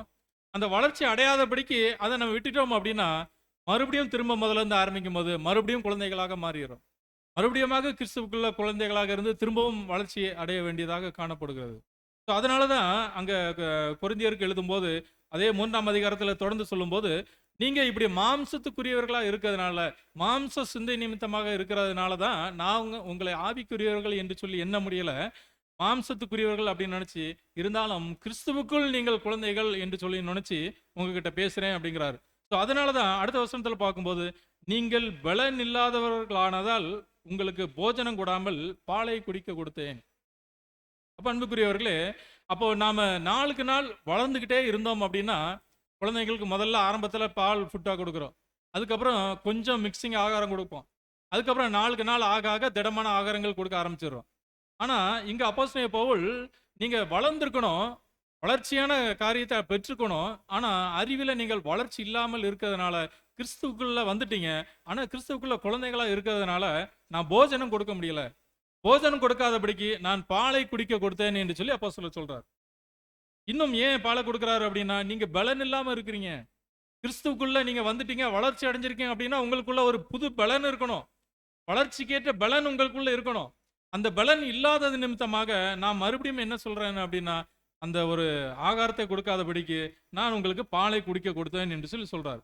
தொடர்ந்து அடுத்த வசனத்தில் பார்க்கும்போது, இன்னமும் நீங்கள் மாம்சத்துக்குரியவர்களாக இருக்கிறபடியால் இப்பொழுதும் உங்களுக்கு பலன் இல்லை.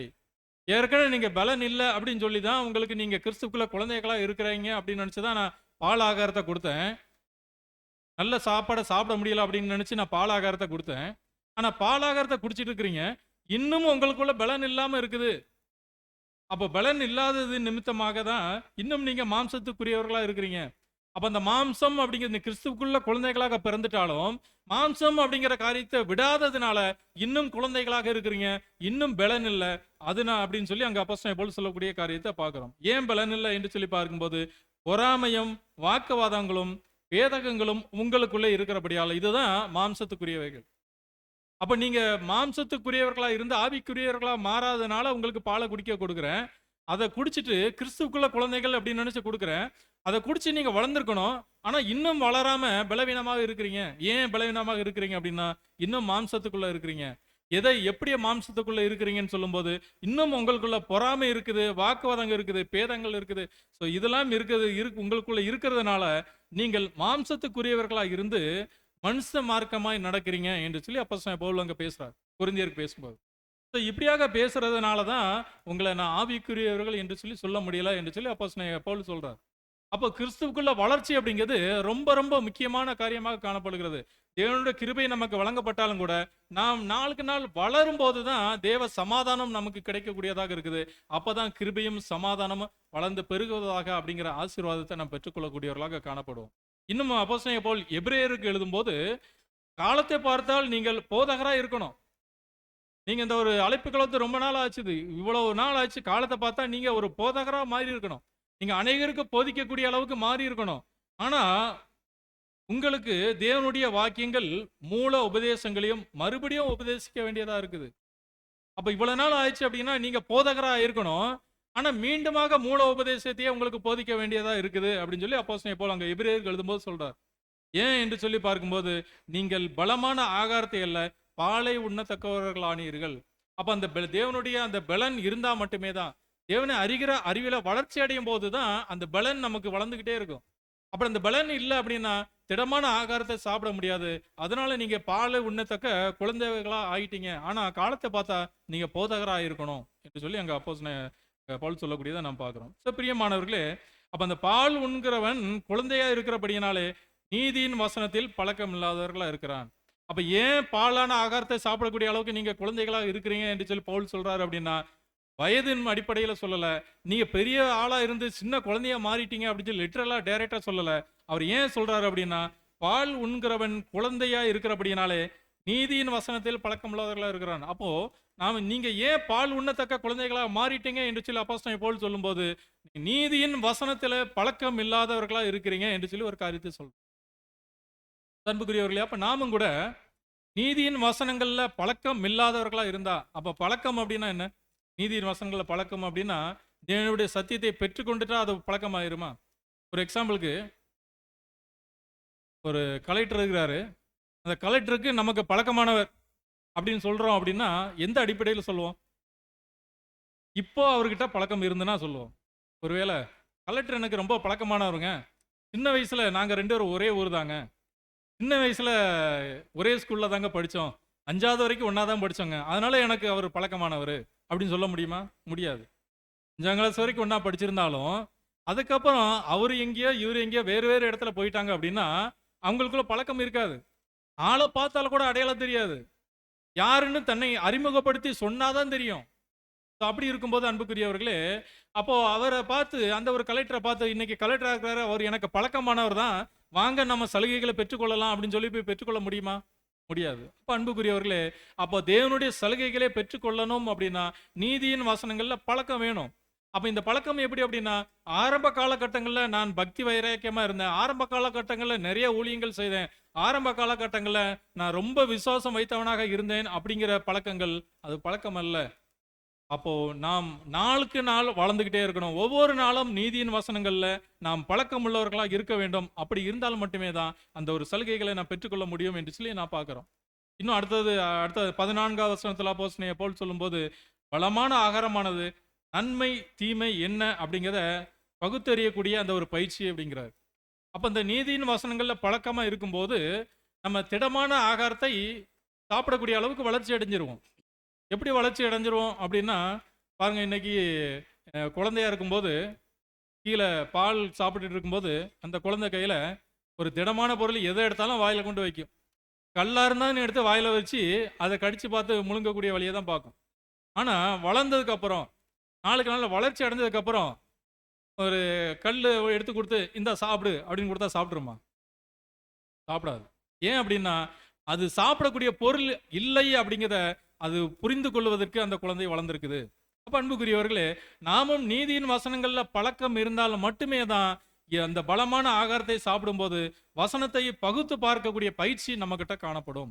அந்த பயிற்சி இருந்தால் மட்டுமே தான் நாம் எப்படிப்பட்டவர்களா மாற முடியும் அப்படின்னா, தேவனுடைய சலுகையை பெற்றுக்கொள்ள முடியும். அதான் அங்க அப்போஸ்தலனாகிய பவுல் சொல்லும்போது, அந்த நன்மை தீமை நின்று பயிற்சியினால் பகுத்தறியத்தக்கதாக முயற்சி செய்யும் ஞானேந்திரியங்களை உடையவர்களுக்கு, அப்படி உடையவர்களாகிய பூரண வயதுள்ளவர்களுக்கே தகும். அப்ப இந்த ஞானேந்திரிய வயதுள்ளவர்கள் அப்படின்னா என்ன என்று சொல்லி பார்க்கும்போது, சாதாரண வயதில மூத்தவர்கள் அல்ல, தேவனை பற்றி அறிகிற அறிவிலே வளர்ச்சி அடைந்து முதிர்ந்தவர்கள். அப்ப நம்முடைய மரணம் வரைக்கும் தேவனை அறிகிற அறிவில, கிறிஸ்துவை அறிகிற அறிவில நாம் வளர்ந்துகிட்டே இருக்கணும். இப்படியாக வளர்ந்து முதிர்ச்சி அடைஞ்சு அந்த ஞானேந்திரியங்களை உடையவர்களாக இருக்கும்போது நாம் பூர்ண உள்ளவர்களாக இருப்போம். அப்போ எல்லாவற்றையும் பகுத்து பார்க்க முடியும். இப்படியாக நாளுக்கு நாள் அந்த வசனத்துல பகுத்து பார்த்து வளர்ச்சி பாதையில் செல்லக்கூடிய அளவுக்கு நாம் வளர்ந்து பெருக வேண்டும் என்று சொல்லி அப்போஸ்தலர் சொல்லக்கூடிய காரியத்தை நான் பார்க்கிறோம். ஆனால் அன்புக்குரியவர்களே, அப்போ இப்படியான பகுத்து பார்க்கக்கூடிய காரியத்தை 2 விதமாக பிரிக்கலாம். எப்படி அப்படின்னா, உலக பிரகாரமாகவும் பகுத்து பார்க்கலாம், ஆவிக்குரிய விஷயத்திலும் பகுத்து பார்க்கலாம். அப்போ உலக பிரகாரமான காரியத்துல ஒரு அறிவின் மூலமாக அதை பகுத்து பார்க்கக்கூடிய, சோதித்து பார்க்கக்கூடிய காரியம் என்ன என்று சொல்லி அந்த காரியத்தை சொல்லும்போது, உலக பிரகாரமாக சோதித்து அறியவும் அறிவினால் அடையக்கூடியது விசுவாசம் அல்ல என்று சொல்லி சகோதரர் சொல்றார். இப்போ உலக பிரகாரமாக ஒரு காரியத்தை அறிஞ்சு பகுத்து பார்த்து இது நல்லது இது கெட்டது அப்படின்னு சொல்லி ஆராய்கிறது, அது விசுவாசம் பரிசுத்தமான அது ஒரு விசுவாசம் இல்லை அப்படிங்கிறார். அப்ப அது வெறுமனே ஒரு விசுவாசமாக காணப்படுகிறது, அது மகா பரிசுத்தமான விசுவாசம் இல்லை. அப்போ பாருங்க, இன்றைக்கு உலக கல்வி நிமித்தமாக ஒரு சயின்டிஸ்டா இருக்கிறாங்க அப்படின்னா அவங்க அறிவில வளர்ச்சி அடைஞ்சிருக்கிறாங்க, ஆனா உலக பிரகாரமான அறிவில வளர்ச்சி அடைஞ்சிருக்கிறாங்க. அப்போ அவங்களுக்கு ஒரு விதமான ஒரு நம்பிக்கை இருந்தாலும் அந்த ஒரு நம்பிக்கை எப்படிப்பட்டது அப்படின்னா வெறுமனே ஒரு நம்பிக்கை தான், மகா பரிசுத்தமான விசுவாசம் அல்ல. அப்போ அவங்க எப்படி இருக்கிறாங்க என்று சொல்லி சகோதரர் சொல்லும்போது, இவர்களுடைய விசுவாசம் மகா பரிசுத்தமான விசுவாசத்தை விட்டு வெகு தூரத்தில் உள்ளது. அதனாலதான் இன்றைக்கு கல்விமான்கள்லாம் இந்த ஒரு சத்தியத்தை பெற்றுக்கொள்ள முடியல. ஏன் பெற்றுக்கொள்ள முடியல அப்படின்னா, பாருங்க, ஒரு சயின்டிஸ்ட போயிட்டு நம்ம இந்த ஒரு கல்விக்குரிய காரியத்தை, அறிவுபூர்வமான காரியத்தை சொன்னா அவங்க ஏற்றுக்கொள்வாங்களா? அப்போ நம்மளுடைய சூழ்நிலையை பார்ப்பாங்க. நான் எவ்வளவு பெரிய சயின்டிஸ்ட், எனக்கே நீ புத்தி சொல்றியா? இதுக்கு இன்னொரு உதாரணத்தை சொல்லிட்டோம் அப்படின்னா, ஒரு டாக்டர், நல்ல எக்ஸ்பீரியன்ஸான டாக்டர், அந்த டாக்டருக்கு ஏதாவது உடம்பு சரியில்லை, அவர்கிட்ட போயிட்டு உடம்பு சரியில்லையா, சரி இந்த டேப்லெட் சாப்பிடுங்க அப்படின்னு சொல்லிட்டா டாக்டர் பரவாயில்ல நல்ல நேரம் சொன்னீங்க அப்படின்னு சொல்லுவாருங்களா? சொல்ல மாட்டார். ஏன் அப்படின்னா அவருடைய விசுவாசம் அவருக்கு தெரிஞ்ச மருந்து மாத்திரைகள் மீது இருக்கும். ஆனா நம்மளுடைய விசுவாசம் என்ன அப்படின்னா தேவனை பற்றிய விசுவாசம். அப்போ அந்த தேவனை அறிகிற அறிவின் வளர்ச்சி அப்படிங்கிறது உலக பிரகாரமான வளர்ச்சி அல்ல, தேவனை பற்றி அறிகிற வளர்ச்சி. தேவனுடைய தெய்வீக திட்டம், கிறிஸ்து கிறிஸ்து எதற்காக பூமிக்கு வந்தார், கிறிஸ்துனுடைய காரியங்கள் என்ன, இப்போ கிறிஸ்து என்ன செஞ்சுட்டு இருக்கிறார், நம்மளுடைய பங்கு என்ன, இதையெல்லாம் தெரிந்து கொண்டு இந்த அறிவில் வளருகிற வளர்ச்சி நம்மகிட்ட காணப்படணும் என்று சொல்லி நான் பார்க்குறோம். அன்புக்குரியவர்களே, அப்படியாக பார்க்கும்போது அப்போ சாதாரண உலக காரியத்தில் வளர்ச்சி அடைகிறவங்க எப்படி மகா பரிசுத்தமான விசுவாசம் அப்படிங்கிறது என்ன என்று சொல்லி அவங்களுக்கு தெரியாததுனால அவங்க கிறிஸ்தனுடைய ஈடுபலியின் மீது விசுவாசம் வைக்க மாட்டாங்க. ஏதோ கிறிஸ்து வந்தாரு, அவர் மரிச்சாரு, உலகத்துக்காக ஜீவனை கொடுத்தாருன்னு கிறிஸ்தவங்க சொல்றாங்க அப்படின்லாம் சொல்லுவாங்க. ஆனா கிறிஸ்துவனுடைய அந்த ஒரு மரணத்தின் மூலமாக ஈடுபலியின் நிமித்தமாக எப்படி அது மனுக்குலத்துக்கு ஜீவன் பெற்றுக் கொடுக்குது அப்படிங்கிற அறிவு அவங்களுக்கு இருக்குமா அப்படின்னா இருக்காது. அன்புக்குரியவர்களே, அது நிமித்தமாக அவங்க உயிர்த்தெழுதல் குறித்த காரியத்தை அவங்க புரிந்து கொள்ளாதபடிக்கு அதை அசட்டை பண்ணக்கூடியவர்களாக காணப்படுகிறாங்க. அதனால அவங்க என்னதான் விசுவாசம் வைத்தாலும் அல்லது ஒரு நம்பிக்கை வைத்தாலும் அல்லது உயிர்த்தெழுதல் அப்படிங்கிறது ஒன்று இருக்குது அப்படிங்கிறது மீது நம்பிக்கை வைத்தாலும் அது சாதாரண ஒரு நம்பிக்கை, சாதாரண விசுவாசமே தவிர மகா பரிசுத்தமான விசுவாசம் இல்லை. மகா பரிசுத்தமான விசுவாசம் அப்படிங்கிற நிலைமைக்கு அவங்க வளர்ச்சி அடையலை என்று சொல்லி நான் பார்க்குறோம். அப்போ அன்புக்குரியவர்களே, அப்போ கிறிஸ்துனுடைய பிள்ளைகளாக, தேவனுடைய பிள்ளைகளாக, கிறிஸ்துனுடைய பாத அங்கங்களாக நாம் விசுவாசிக்கும் போது எப்படிப்பட்ட முறையில் வளர்ச்சி அடையணும் அல்லது விசுவாசிகள் நடக்க வேண்டிய சரியான வழிமுறைகள் என்ன என்று சொல்லி சகோதரர் சொல்லும்போது, சகோதரர் முதல் விஷயம் என்ன சொல்றாரு அப்படின்னா, ஒரு பாடத்தில் உள்ள ஒரு தவறு அநேக பாடங்களில் அநேக தவறுகளுக்கு வழி நடத்திவிடும் அப்படிங்கிறார். அப்போ தேவனுடைய வார்த்தைகளை நம்ம கேட்க ஆரம்பிக்கிறோம், வளர்ச்சி அடையணும்னு நினைச்சிட்டோம். அப்போ இந்த ஒரு காரியத்தில் சகோதரர் முதல்ல சொல்லக்கூடிய பாயிண்ட் என்ன அப்படின்னா, ஒரு பாடத்தில் உள்ள தவறு அடுத்து கேட்கக்கூடிய எல்லா பாடத்திலையும் நீங்கள் தவறான முறையில் கேட்பதற்கான முறைக்கு உங்களை வழி நடத்துகிறோம் அப்படிங்கிறார். அப்போ இதில் சகோதரர் சொல்ல வரக்கூடிய விஷயங்கள் என்ன அப்படின்னா, ஒரு பாடத்தை கேட்டாலும் சரி, தேவனுடைய சத்தியத்தை வசனத்தை படித்தாலும் சரி, அதை பகுத்து பார்ப்பதற்கு கற்றுக்கொள்ள வேண்டும். அப்போ நீதியின் வசனங்களில் நம்ம பழக்கம் உள்ளவர்களாக இருந்தால் மட்டுமே தான் அது சரியா தவறா அல்லது அதை எப்படி பயன்படுத்தணும் அப்படிங்கிற காரியம் நமக்கு தெரியும். அன்புக்குரியவர்களே, அப்போ ஒருவேளை ஒரு சில பாடங்களில் ஒரு சில கோணங்கள் தவறாக இருந்தாலும் கூட நாம் அந்த நீதியின் வசனங்கள் என்ன, தேவனுடைய தெய்வீக திட்டம் என்ன அப்படிங்கிறத நம்ம பகுத்து பார்த்து நமக்கு தெரிஞ்சுது அப்படின்னா, ஒருவேளை அந்த பாடம் தவறான கருத்துக்களை சொல்லியிருந்தாலும் கூட தவறான கருத்துக்களை ஒத்தி வச்சுட்டு நாம் சரியான கருத்துக்களை மட்டும் எடுத்துக்கொள்ளும். ஒருவேளை அப்படி பழக்கம் இல்லாதவர்களாக இருந்தோம் அப்படின்னா, தவறான கருத்தை நம்ம எடுத்து வச்சிட்டோம் அப்படின்னா தொடர்ந்து கேட்கக்கூடிய பாடம் எல்லாமே நமக்கு தவறான கருத்தை தான் தரும். உதாரணத்துக்கு சொல்லிட்டோம் அப்படின்னா, நம்முடைய வகுப்பார் மத்தியில கர்த்தராகிய இயேசு கிறிஸ்து 2ஆம் வருகையில வந்துட்டாரு அப்படின்னும் இருக்குது, வரல அப்படின்னும் நம்பிக்கை இருக்கு. 2 விதமான வகுப்பார் இருக்கிறாங்க, அது நமக்கே தெரியும். அப்போ நம்ம கேட்கக்கூடிய பாடத்துல கர்த்தர் இயேசுனுடைய 2ஆம் வருகை குறித்த தவறான ஒரு கருத்தை நம்ம ஆழமா பதிய வச்சு கேட்டு அப்படி ஒரு பாடத்தை கேட்டு அதன் மீது நம்ம நம்பிக்கை வச்சுட்டோம் அப்படின்னா, அடுத்து கேட்கக்கூடிய படிக்கக்கூடிய எல்லா விஷயமே நமக்கு எப்படி தோன்ற ஆரம்பிச்சிடும், தவறான முறையில் தோன்ற ஆரம்பிச்சிடும்.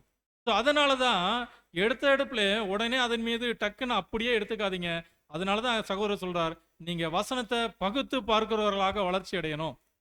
அப்போ பாலான ஆகாரமாக கொடுத்த உடனே எடுத்து சாப்பிடக்கூடிய மாதிரி, குழந்தைங்கிட்ட ஒரு கல்லை கொடுத்தாலும் உடனே வாயில போடுற மாதிரி போட்டுறக்கூடாது. நாம நீதியின் வசனங்கள்ல பழக்கம் உள்ளவர்களாக இருந்தா அது நமக்கு சாப்பிடலாமா வேண்டாமா, இது நமக்கு தேவையான ஆகாரமா அல்லது தேவையில்லாத ஆகாரமா இருந்தா அதை தூக்கி வச்சுட்டு தேவையான ஆகாரத்தை மட்டும் எடுத்துக்கொள்ளக்கூடியவர்களாக அல்லது நமக்கு நம்முடைய வளர்ச்சிக்கு நம்மை பலப்படுத்தக்கூடிய ஆகாரத்தை மட்டும் நம்ம உட்கொள்ளவர்களாக நம்ம காணப்படுவோம். அன்புக்குரியவர்களே, அப்போ எப்படியாக சரியான முறையில் வழிநடத்தக்கூடியவங்க எப்படி இருப்பாங்க என்று சொல்லி தொடர்ந்து பார்க்கும்போது, ஒரு தனிப்பட்ட நபர் தன்னைத்தான் நித்திய ஆக்கினையிலிருந்து விடுவித்துக் கொள்ள முதலில் முயற்சிப்பார். அப்போ உண்மையிலே இந்த வளர்ச்சி பாதையில் இருக்கக்கூடியவங்க நித்திய ஆக்கினையிலிருந்து விடுவிக்கக்கூடியது முதல்ல நான் என்ன விடுவிக்கணும் அப்படின்னு நினைப்பார். மற்றவங்களை விடுவிக்கிறது இருக்கட்டும், முதல்ல நான் எப்படி இருக்கிறேன். அப்போ அதான் இன்னொரு வசனத்தில் கூட சொல்லும்போது, உன்னுடைய கண்ணில் இருக்கிற உத்தரத்தை பார்க்காதபடிக்கு உன்னோட சகோதரன் கண்ணில் இருக்கிற சின்ன துரும்ப நீ பார்க்கிறது என்ன.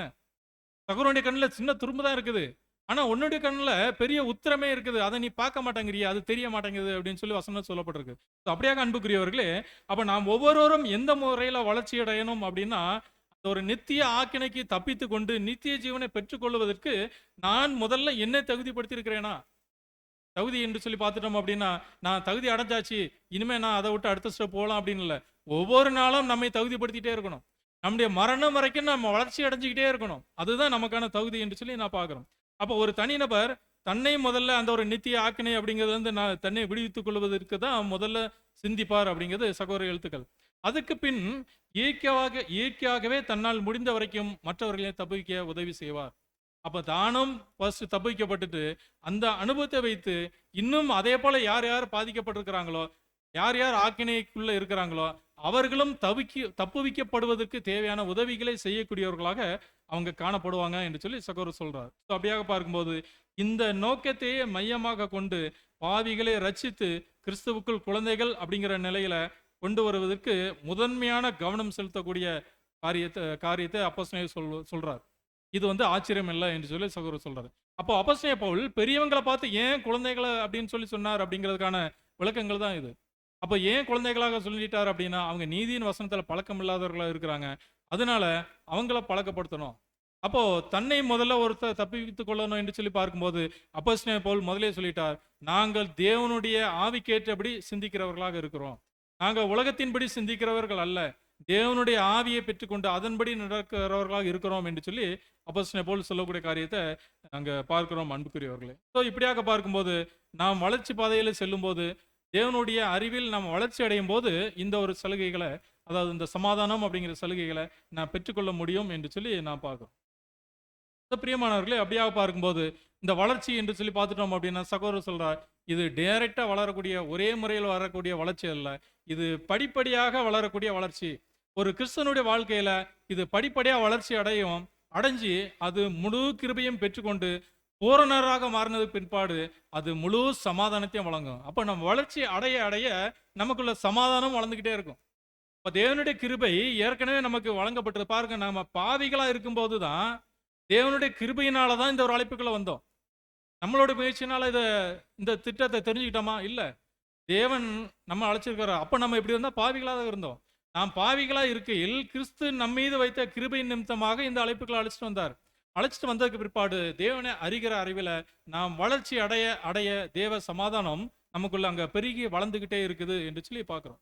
ஸோ அப்படியாக பார்க்கும்போது சகோதரர் சொல்றார், இதனுடைய துவக்கம் அது எப்படியாக இருந்தாலும் சரி, இதனுடைய துவக்கம் சரியானதாக இருந்தாலும் சரி, வேதத்தின் வார்த்தையினால் உண்மையாக ஜெனிப்பிக்கப்பட்டு ஒரு தரம் பரிசுத்தவான்களுக்கு ஒப்புவிக்கப்பட்டு மகா பரிசுத்தமான விசுவாசத்தில் வளருவதே அவசியமாக காணப்படுகிறது என்று சொல்லி சகோதரர் சொல்றார். அப்ப நம்ம ஒரு முறை பிரகாசிக்கப்பட்டுட்டோமா, இந்த பிரகாசத்தை இழக்கக்கூடாது. ஏன்னா வசனம் சொல்லுது, மறுபடியும் பிரகாசிக்க வைப்பது கூடாத காரியம். அப்ப நம்ம ஒரு முறை பிரகாசத்தை பெற்றுக்கொண்டுட்டோம் அப்படின்னா அந்த பிரகாசத்தை இழந்து போகாதபடிக்கு, அந்த சத்திய வெளிச்சத்தை இழந்து போகாதபடிக்கு நாம நாளுக்கு நாள் வளர்ச்சி அடைஞ்சுக்கிட்டே இருக்கணும் என்று சொல்லி பார்க்கிறோம். அப்படி வளர்ச்சி அடைஞ்சோம்னா தான் நாம் அந்த ஒரு வளர்ச்சி பாதையில சமாதானத்தை பெற்றுக்கொள்ளக்கூடியவர்களாக நாம் காணப்படுவோம். ஸோ இப்படியான வளர்ச்சி பாதையில காணப்படுறவங்க தான் எப்படிப்பட்ட ஒரு பாட்டை பாட முடியும் என்று சொல்லி சகோதரர் சொல்லும்போது இந்த பேராகிராஃப் வாசிங்க. என்னுடைய நம்பிக்கை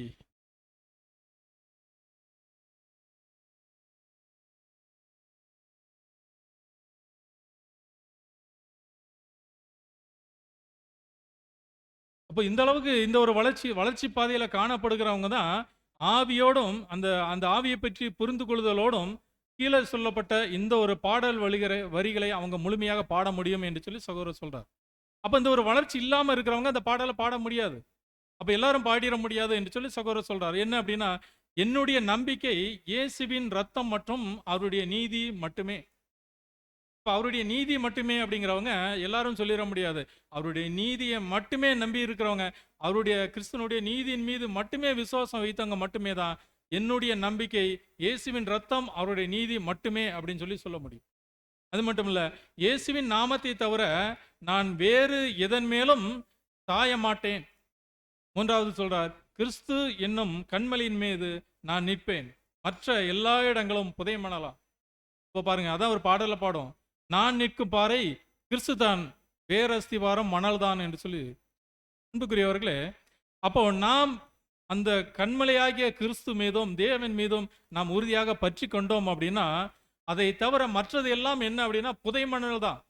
அதை விட்டுட்டு வேற ஏதாவது ஒரு காரியத்தை தேடணும் அப்படின்னா, அல்லது தேவனையும் கிறிஸ்துவும் அறிகிற அறிவில் வளர்ச்சி அடையாதபடிக்கு வேறு விதமான முறையில் உலக பிரகாரமான வளர்ச்சியை நாம் அதிகமான முக்கியத்துவம் கொடுத்து வளர்ச்சி அடைஞ்சிட்டு இருக்கிறோம் அப்படின்னா அது என்னதான் வளர்ச்சி பாதையில் போனாலும் அது புதை மணல் தான் என்று சொல்லி நம்ம வசனங்கள்லையும் பார்க்குறோம், சகோதர எழுத்துக்களையும் பார்க்குறோம். அன்புக்குரியவர்களே, ஸோ அப்படியாக பார்க்கும்போது நாளுக்கு நாள் நாம் வளர்ச்சி பாதையிலே சென்று அந்த ஒரு வளர்ச்சியை பெற்றுக்கொள்ள முடியும் என்று சொல்லி நான் பார்க்குறோம். வளர்ச்சி எது வரைக்கும் அப்படின்னா, ஏற்கனவே இந்த உலகம் சாபத்துக்குள்ளாக இருக்குது. இந்த சாபத்தை எல்லாம் தாண்டி அதை மீட்டெடுக்கக்கூடிய பணியெல்லாம் நடக்கும். இதெல்லாம் முடிஞ்சதுக்கப்புறம் ஒட்டுமொத்த உலகமும் ஆசீர்வாதத்துக்குள்ளாக அங்கே கடந்து செல்லும் என்று சொல்லி நான் பார்க்குறோம். ஸோ இதே தான் சகோதர எழுத்துக்களில் சகோதருடைய ஃபர்ஸ்ட் வேல்யூமில் சொல்லும்போது தமிழில் 441வது பக்கத்தில் இந்த காரியங்கள் பற்றி அறிவும் நெருங்கி இருக்கும் சகல ஆதாரங்களும் உடன்படிக்கை செய்த தேவனுடைய பிள்ளைகளிடம் விசேஷமாக திவ்ய சுபாவத்தை பரிசாக பெற விரும்பும் அனைவரையும் அதிகமாக ஊக்குவிக்கக்கூடியதாக இருக்கும். அப்போ தேவனை அறிகிற அறிவு அப்படிங்கிறது யாருக்கு தான் அது வளர்ச்சி பாதையில் செல்லக்கூடியதாக இருக்குது அப்படின்னா, அந்த தேவனை அறிகிற அறிவு யார் யார் பெற்றுக்கொள்ளணும் அப்படிங்கிற ஆர்வம் இருக்கிறாங்களோ, உடன்படிக்கை அதுக்காக செஞ்சுருக்கிறாங்களோ அந்த பிள்ளைகள் மத்தியில் விசேஷமாக திவ்ய சுபாவம் அப்படிங்கிறத பெற்றுக்கொள்ளணும் அப்படிங்கிற ஆர்வத்தோட அந்த வளர்ச்சி பெறணும் அப்படிங்கிற ஒரு விசுவாசத்தோடு இருக்கிறவங்க எல்லாத்துக்கும் அது என்ன பண்ணும் அப்படின்னா, வளர்ச்சி அடைவதற்கு தேவையான ஊக்குவித்தலை கொடுக்கக்கூடியதாக இந்த ஒரு பாடங்கள் காணப்படும் என்று சொல்லி சகோதரர் சொல்றார். இப்படியாக பார்க்கும்போது அன்புக்குரியவர்களே, அப்போ இப்படிப்பட்டவர்கள் தங்களுடைய தலைகளை உயர்த்தி மீட்பரை நோக்கி பார்க்கணும் என்று சொல்லி சகோதரர் சொல்றார். அப்போ மீட்பரை நோக்கி பார்த்துட்டு மீது எல்லாவற்றையும் விட்டுட்டு அந்த நமக்கு வைக்கப்பட்டுள்ள பாதையை பொறுமையோடு அதை ஓட கடவோம் என்று சொல்லி அங்கே சொல்லப்பட்டிருக்கிறத பார்க்குறோம். அதே ஃபர்ஸ்ட் வால்யூமில் தொடர்ந்து அந்த ஒரு பேராகிராஃபில் வரிசையாக பார்க்கும்போது அடுத்த பேஜில் சுயத்திலிருந்து நம்மளுடைய கவனத்தை நகர்த்தி விட்டு இப்படிப்பட்ட பலவீனங்கள் அனைத்தும் இயேசுவின் ஈடுபடியினால் மூடப்பட்டது என்பதை உணர்ந்து நம்முடைய பலிகளும் சுயவிருப்பும் நம்முடைய இரட்சகரும் ஆண்டவரால் இயேசுவால் மட்டுமே தேவனால் அங்கீகரிக்கப்பட்டது அப்படிங்கிறத உணர்ந்து கொள்ள வேண்டும். அப்போ இது எல்லாமே நாம் எல்லாத்தையும் சுயத்தை உணரணும். நம்முடைய பாவங்கள் மூடப்பட்டிருக்குது, இதெல்லாம் உண்மைதான். ஆனால் இது எல்லாமே யாரால தான் நடந்திருக்கு அப்படின்னா நம்முடைய ஆண்டவராக இயேசு கிறிஸ்துவால தான், நம்முடைய முயற்சிகளால் அல்ல. அப்போ கிறிஸ்துவால் மட்டுமே தான் இதெல்லாம் நடந்திருக்குது அப்படிங்கிறத அறிந்து கொள்ள வேண்டும் என்று சொல்லி சகோதரர் சொல்றார். அது மட்டும் இல்லை, இந்த ஒரு மாபெரும் ஆற்றலை எப்படி அடைவது அப்படின்னா, அறிவில் வளர்ச்சி அடையும் போது பலவிதமான குணலட்சணங்கள் நம்மகிட்ட வளர்ச்சி அடையணும். அப்போ இந்த அவருடைய குணநலன்களையும் திட்டங்களையும் அதில் பங்காளிகள் ஆவதற்கு விதிக்கப்படுகிற நிபந்தனைகளையும் அறிகிற அறிவினாலேயே அடைய முடியும் என்று சொல்லி அங்கே சகோதரர் சொல்றார். அப்போ தேவனை பற்றி அறிகிற அறிவு அப்படின்னா தேவன் யார் அப்படிங்கிறது மட்டும் இல்லை, கிறிஸ்து யார் அப்படிங்கிறது மட்டும் இல்லை, தேவனுடைய தெய்வீக திட்டம், இப்போ நடந்துட்டு இருக்கிற காரியங்கள், அது மட்டும் இல்லை, இதெல்லாம் உலகத்தில் நடந்து கொண்டு இருக்கிற காரியத்தை அறிந்தாலும் நாம் அதுக்கு இசைவாக இருக்கிறோமா? அப்போ நாம் ஒவ்வொருவரும் தனிப்பட்ட முறையில் என்கிட்ட என்ன குணலட்சணம் இன்னும் வளர வேண்டியது இருக்குது, என்ன குணலட்சணத்தில் நான் பின்தங்கி இருக்கிறேன். ஸோ இதெல்லாம் பார்த்து அது வளர்ச்சி பாதையில் செல்லும் போது அதுதான் நமக்கான ஒரு பாதையாக காணப்படுகிறது என்று சொல்லி அங்கே சகோதர எழுத்துக்களில் சொல்லப்பட்டிருக்கிறத நான் பார்க்குறோம். பிரியமானவர்களே, இப்படியாக வளர்ச்சி அடையும் போது நாம் அறிவில் வளர்ச்சி அடையக்கூடியவர்களாக அங்கே காணப்படுவோம். அப்படி வளர்ச்சி அடையும் போது தான் அங்கே என்ன சொல்லப்படுகிறது அப்படின்னா, இச்சையினால் உலகத்தில் உண்டான கேட்டுக்கு தப்பி திவ்ய சுபாவத்துக்கு பங்குள்ளவர்கள் ஆகும் பொருட்டு மகா மேன்மையும் அருமையுமான வாக்கு தத்தங்கள் அவைகளினாலே நமக்கு அருளப்பட்டிருக்கிறது. அப்போ இப்படியாக நாம் வளர்ச்சி அடையும் போது, கிறிஸ்துவை பற்றி கொள்ளும் போது நமக்கு மகா மேன்மையும் அருமையான வாக்கு தத்தங்கள் நமக்கு வழங்கப்பட்டிருக்குது. எதற்காக அப்படின்னா, நாம் மேல்மேலும் வளர்ச்சி அடைவதற்கு, வளர்ச்சி அடைந்து தேவ சமாதானத்தை பெற்றுக்கொள்வதற்கு, தேவனுடைய நீதியை பெற்றுக்கொள்வதற்கு. ஸோ இப்படியாக வளர்ச்சி அடைவதற்காக இந்த ஒரு மகா மேன்மை அருமையான வாக்கு தத்தங்கள் நமக்கு கொடுக்கப்பட்டிருக்குது. ஆனால் அதை நாம் ஆரம்பிப்பதற்கு தேவையான நேரத்தையும் ஆற்றலையும் மட்டும் கொடுத்தால் மட்டும் போதாது அப்படிங்கிற எண்ணம் போதுமானது என்று சொல்லி எண்ணக்கூடாது அப்படிங்கிறார். அப்போ அந்த ஒரு வாக்கு தத்தங்கள் கொடுக்கப்பட்டிருக்குது. வாக்கு தத்தத்தை நான் படிச்சுட்டேன், வாக்கு தத்தம் அப்படிங்கிறது என்னன்னு தெரிஞ்சுட்டேன். அதுக்காக நேரத்தை மட்டும் கொடுத்தா பத்தாது, மேலும் என்ன செய்யணும் அப்படின்னா, சிறுமந்தையாகிய ஜெயங்கொண்டவர்கள் திருச்சபையில் அங்கத்தினராகும் தகுதி பெறுவதற்காக சுயத்தை வெறுத்தலில் உண்மையும் உத்தமமாக இருக்கிறோமா என்று முழுவதும் பரிசோதிக்கப்படணும். அப்போ தேவனுடைய வாக்கு தத்தங்கள் நமக்கு அருளப்பட்டிருக்குது. இது எதுக்கு அப்படின்னா, நாம் வளர்ச்சி அடைவதற்காக, வளர்ந்து பெருகுவதற்காக அதற்கு நமக்கு வழங்கப்பட்டிருக்குது. அதை நாம் தெரிஞ்சுக்கிட்டோம், அப்படியே நம்ம வளர்ந்துட்டு இருக்கோம் அப்படின்னு நினைக்காதபடிக்கு நம்மை நாமே ஆராய்ந்து பார்க்கணும், பரிசோதிக்கப்படணும். அன்புக்குரியவர்களே, அப்போ சகோதர எழுத்துக்களை பார்க்குறோம், இதில் தேர்ச்சி பெற்றோரே ராஜ்யத்தில் மகிமையை அடைவார்கள். அப்போ தேவனுடைய தெய்வீக திட்டங்களை உணர்ந்து அதன்படி இசைவாக நடந்து நாளுக்கு நாள் வளர்ச்சி அடைவது அப்படிங்கிறது கடைசியாக நம்மை பரிசோதிக்கிறது வரைக்கும். நான் சரியான முறையில் வளர்ச்சி அடைஞ்சிருக்கிறேனா, இவ்வளவு நாளுக்கும் என்னுடைய வளர்ச்சி சரியாக வளர்ச்சி பாதையில் இருக்குதா அப்படிங்கிறத நம்மை ஆராய்ஞ்சு சோதித்து அறியணும். அப்படி இருக்கிறவங்க மட்டும்தான் அதில் தேர்ச்சி பெறணும். அதை தேர்ச்சி பெற்றால் மட்டுமே தான் ராஜ்யத்தில் பங்கடைய முடியும் என்று சொல்லி இங்கே சகோதர எழுத்துக்களில் பார்க்குறோம். ஆனால் அன்புக்குரியவர்களே, அப்போ இன்னும் சகோதர எழுத்துக்களில் அதே ஃபர்ஸ்ட் வால்யூமில் தொடர்ந்து 442வது பேஜில் கூட பார்க்கும்போது, ஆனால் பரலோக பரிசை அடைய ஓடும் ஒவ்வொருவருக்கும் தேவன் வாக்களித்த இந்த அறிவையும் இந்த பலத்தையும் கொடுக்கும் முன் அவர்களின் உடன்படிக்கையில் உண்மையாக நிலை நிற்கிறார்களா அப்படிங்கிற ஒரு கேள்வி வைக்கிறார். அப்போ இந்த பரிசெல்லாம் நமக்கு வழங்கப்பட்டிருக்குது, இதெல்லாம் ஓகே தான். இதையெல்லாம் பெற்றுக்கொள்வதற்கு நாம் செய்த உடன்படிக்கையில முழுமையாக நம்ம நிலைச்சு நிற்கிறோமா அப்படிங்கிற கேள்வியை நமக்குள்ள கேட்டு பார்க்கணும். தொடர்ந்து எப்படிப்பட்ட கேள்விகள்லாம் கேட்டு பார்த்தா நம்ம வளர முடியும் என்று சொல்லும்போது, அந்த ஒரு 2 பேஜ் ஃபுல்லாக நிறைய கேள்விகளை சகோதரர் கேட்டிருப்பார். அதையெல்லாம் கேட்டு பார்த்தோம் அப்படின்னா நாம் அதை சரிப்படுத்தும் போது நாம் வளர்ச்சி அடைய முடியும் என்று சொல்லி சகோதரர் சொல்றார். அப்போ அப்படியாக பார்க்கும்போது நிச்சயமாக அவர் நம்மை சோதிப்பார். உடன்படிக்கை போது நீங்கள் உங்கள் முழு நேரத்தையும் முழு திறமைகளும் தேவனுக்கு அர்ப்பணித்தீர்கள் அப்படிங்கிறத நினைவுபடுத்துறார். இது நம்ம எல்லாருமே நாம் அதை மறக்காதபடிக்கு நினைவு வைக்க வேண்டிய விஷயங்கள். நாம் உடன்படிக்கை செய்யும் போது நம்மளுடைய நேரம், நம்முடைய திறமைகள், தாளந்து எல்லாத்தையுமே தேவனுக்காக நம்ம அர்ப்பணிச்சிருக்கிறோம். அப்படி அர்ப்பணிச்சிருக்கும் போது அப்படி அர்ப்பணிச்சிருக்கிறீங்க. ஆனால் அது எல்லாம் ஓகே தான், எல்லாரும் முழுமையாக நான் அர்ப்பணிக்கிறேன்னு சொல்லி தான் உடன்படிக்கை செஞ்சுருக்கிறீங்க. ஆனால் இப்போ கேள்வி என்ன அப்படின்னா, தேவனுக்கென்று நீங்கள் இப்போது எவ்வளவு கொடுத்துருக்கிறீங்க என்று சொல்லி ஒரு கேள்வி கேட்குறேன். முழுமையாக என்னுடைய நேரத்தை, தாளந்துகள் எல்லாத்தையும் நம்ம அர்ப்பணிக்கிறேன்னு சொல்லி அர்ப்பணிச்சிட்டோம். அர்ப்பணிச்சுட்டு இவ்வளவு நாள் ஆகியிருக்குது, தேவனுக்கு நாம் எவ்வளவு கொடுத்துருக்குறோம் அப்படிங்கிறத ஆராய்ந்து பார்க்கணும். அப்போ எவ்வளவு கொடுத்துருக்குறோம் அப்படின்னா, நம்மளோட தேவனுக்காக நம்ம எவ்வளவு நேரத்தை கொடுத்துருக்குறோம். நேரத்தை கொடுப்பது மட்டுமில்ல, எந்த அளவுக்கு நம்ம இசைவாக நம்முடைய இருதயத்தை அவருக்குள்ள கொண்டு வந்திருக்கிறோம், எந்த அளவுக்கு இசைவாக வசனத்துக்கு கீழ்ப்படிந்து நடந்திருக்கிறோம். இன்றைக்கு உலகத்துக்கு இசைவாக நடக்கிறோமா, அல்லது தேவனுக்கு முன்பாக செய்துட்ட உடன்படிக்கைக்கு இசைவாக நடக்கிறோமா, இதை நாம ஆராய்ந்து பார்க்கணும் என்று சொல்லி சகோதரர் சொல்றார். அப்போ தொடர்ந்து சொல்லும்போது, உடன்படிக்கை போது நீங்கள் வாக்களித்தபடி உங்களுடையதெல்லாம் மனப்பூர்வமாக கொடுக்க முன் வந்து இருக்கிறீங்களா?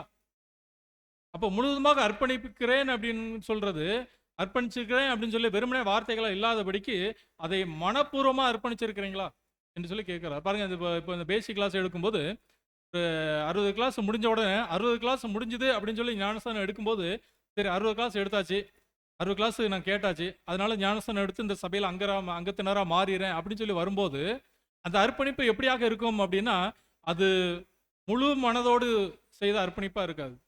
கிளாஸ் கேட்டாச்சு அப்படிங்கிற முறையில் வந்த அர்ப்பணிப்பாக இருக்குமே தவிர, அல்லது தேவன் யார் அப்படிங்கிறத தெரிஞ்சுக்கிட்டு வந்த அர்ப்பணிப்பாக இருக்குமே தவிர, தன்னை முழுவதுமாக தேவனுக்காக ஒப்பு கொடுக்குறேன், இனி எனக்காக அல்ல, தேவனுக்காக தான் வாழ்வேன்.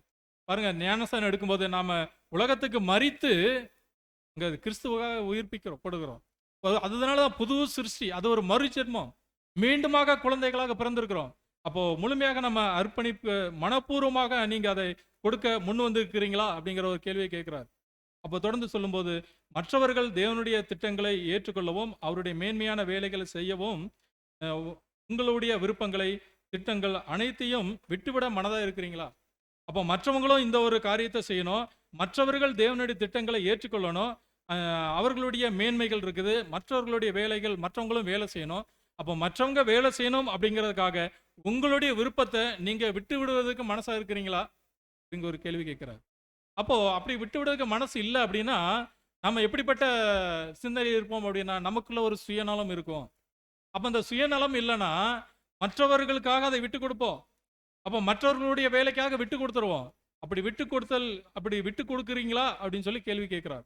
அன்புக்குரியவர்களே, அப்படி சுயத்தை வெறுத்தாலும், இன்னும் அடுத்தது பாயிண்ட் சொல்லும்போது இன்னும் ஆழமா சொல்றார், நீங்க சுயத்தை வெறுத்தாலும் செய்த உடன்படிக்கைக்கு உண்மையா இருக்க விரும்புகிறீங்களா? பாருங்க, ஒவ்வொரு கேள்வி தொடர்புடையதாக இருக்கும்.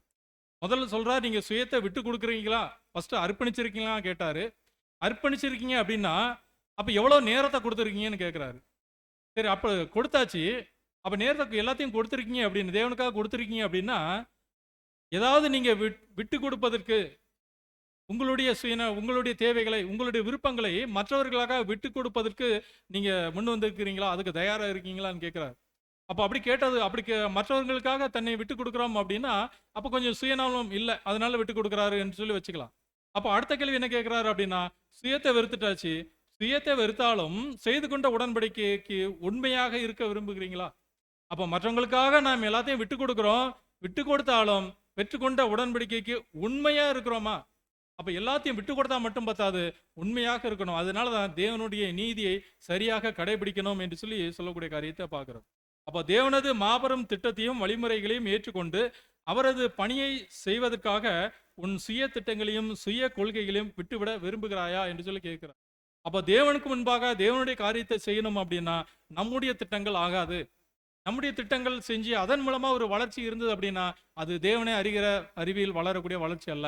அந்த வளர்ச்சி, அந்த ஒரு கிருபை நிமித்தமாக வளரக்கூடிய வளர்ச்சி, அது சமாதானத்தை பெற்றுக்கொள்வதற்கு வழிவகுக்காது என்று சொல்லி பார்க்கிறோம்.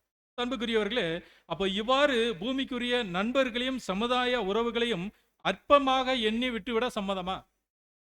அப்போ வரிசையா இத்தனை காரியங்கள்லாம் செஞ்சுட்டு வரும்போது கடைசியா என்ன நடக்கும் அப்படின்னா, பூமிக்குரிய உறவுகள் சமுதாய நண்பர்கள்லாம் அப்போ உங்களை விட்டு போயிடுவாங்க. என்ன இவ்வளவு கட் அண்ட் ரைட்டா இருக்கீங்க, கொஞ்சம் அட்ஜஸ்ட்மெண்ட் பண்ணுங்க. இப்போ எப்படி நமக்குள்ள ஒரு ஒற்றுமை இருக்குது, இப்படி உலகத்தார் சொல்லுவாங்க, நண்பர்கள் சொல்லலாம், குடும்பத்தார் சொல்லலாம். ஆனா அங்க சகோதரர் சொல்றார், பூமிக்குரிய நண்பர்களையும் சமுதாய உறவுகளையும் அற்பமாக எண்ணி விட்டுவிட சம்மதம். அற்பமாக அப்படின்னா அவங்க அற்பமானவர்கள் அல்ல. நாம தேவனுடைய திட்டத்தை தெரிஞ்சிட்டோம், அவங்களுக்கு தெரியாது அப்படிங்கிற முறையில் அல்ல.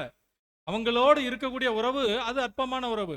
மேன்மையான உறவு என்ன அப்படின்னா தேவனை அறிகிற அறிவில் வளர்ச்சி அடையணும், தேவனோடு கிறிஸ்துவோடு ஐக்கியமா இருக்கணும். ஸோ இதுக்காக நாம் உலகத்தையும் சமுதாயத்தையும் சொந்த பந்தங்களும் விட்டு விடுறதுக்கு சம்மதமா என்று சொல்லி கேள்வி கேட்கிறார்.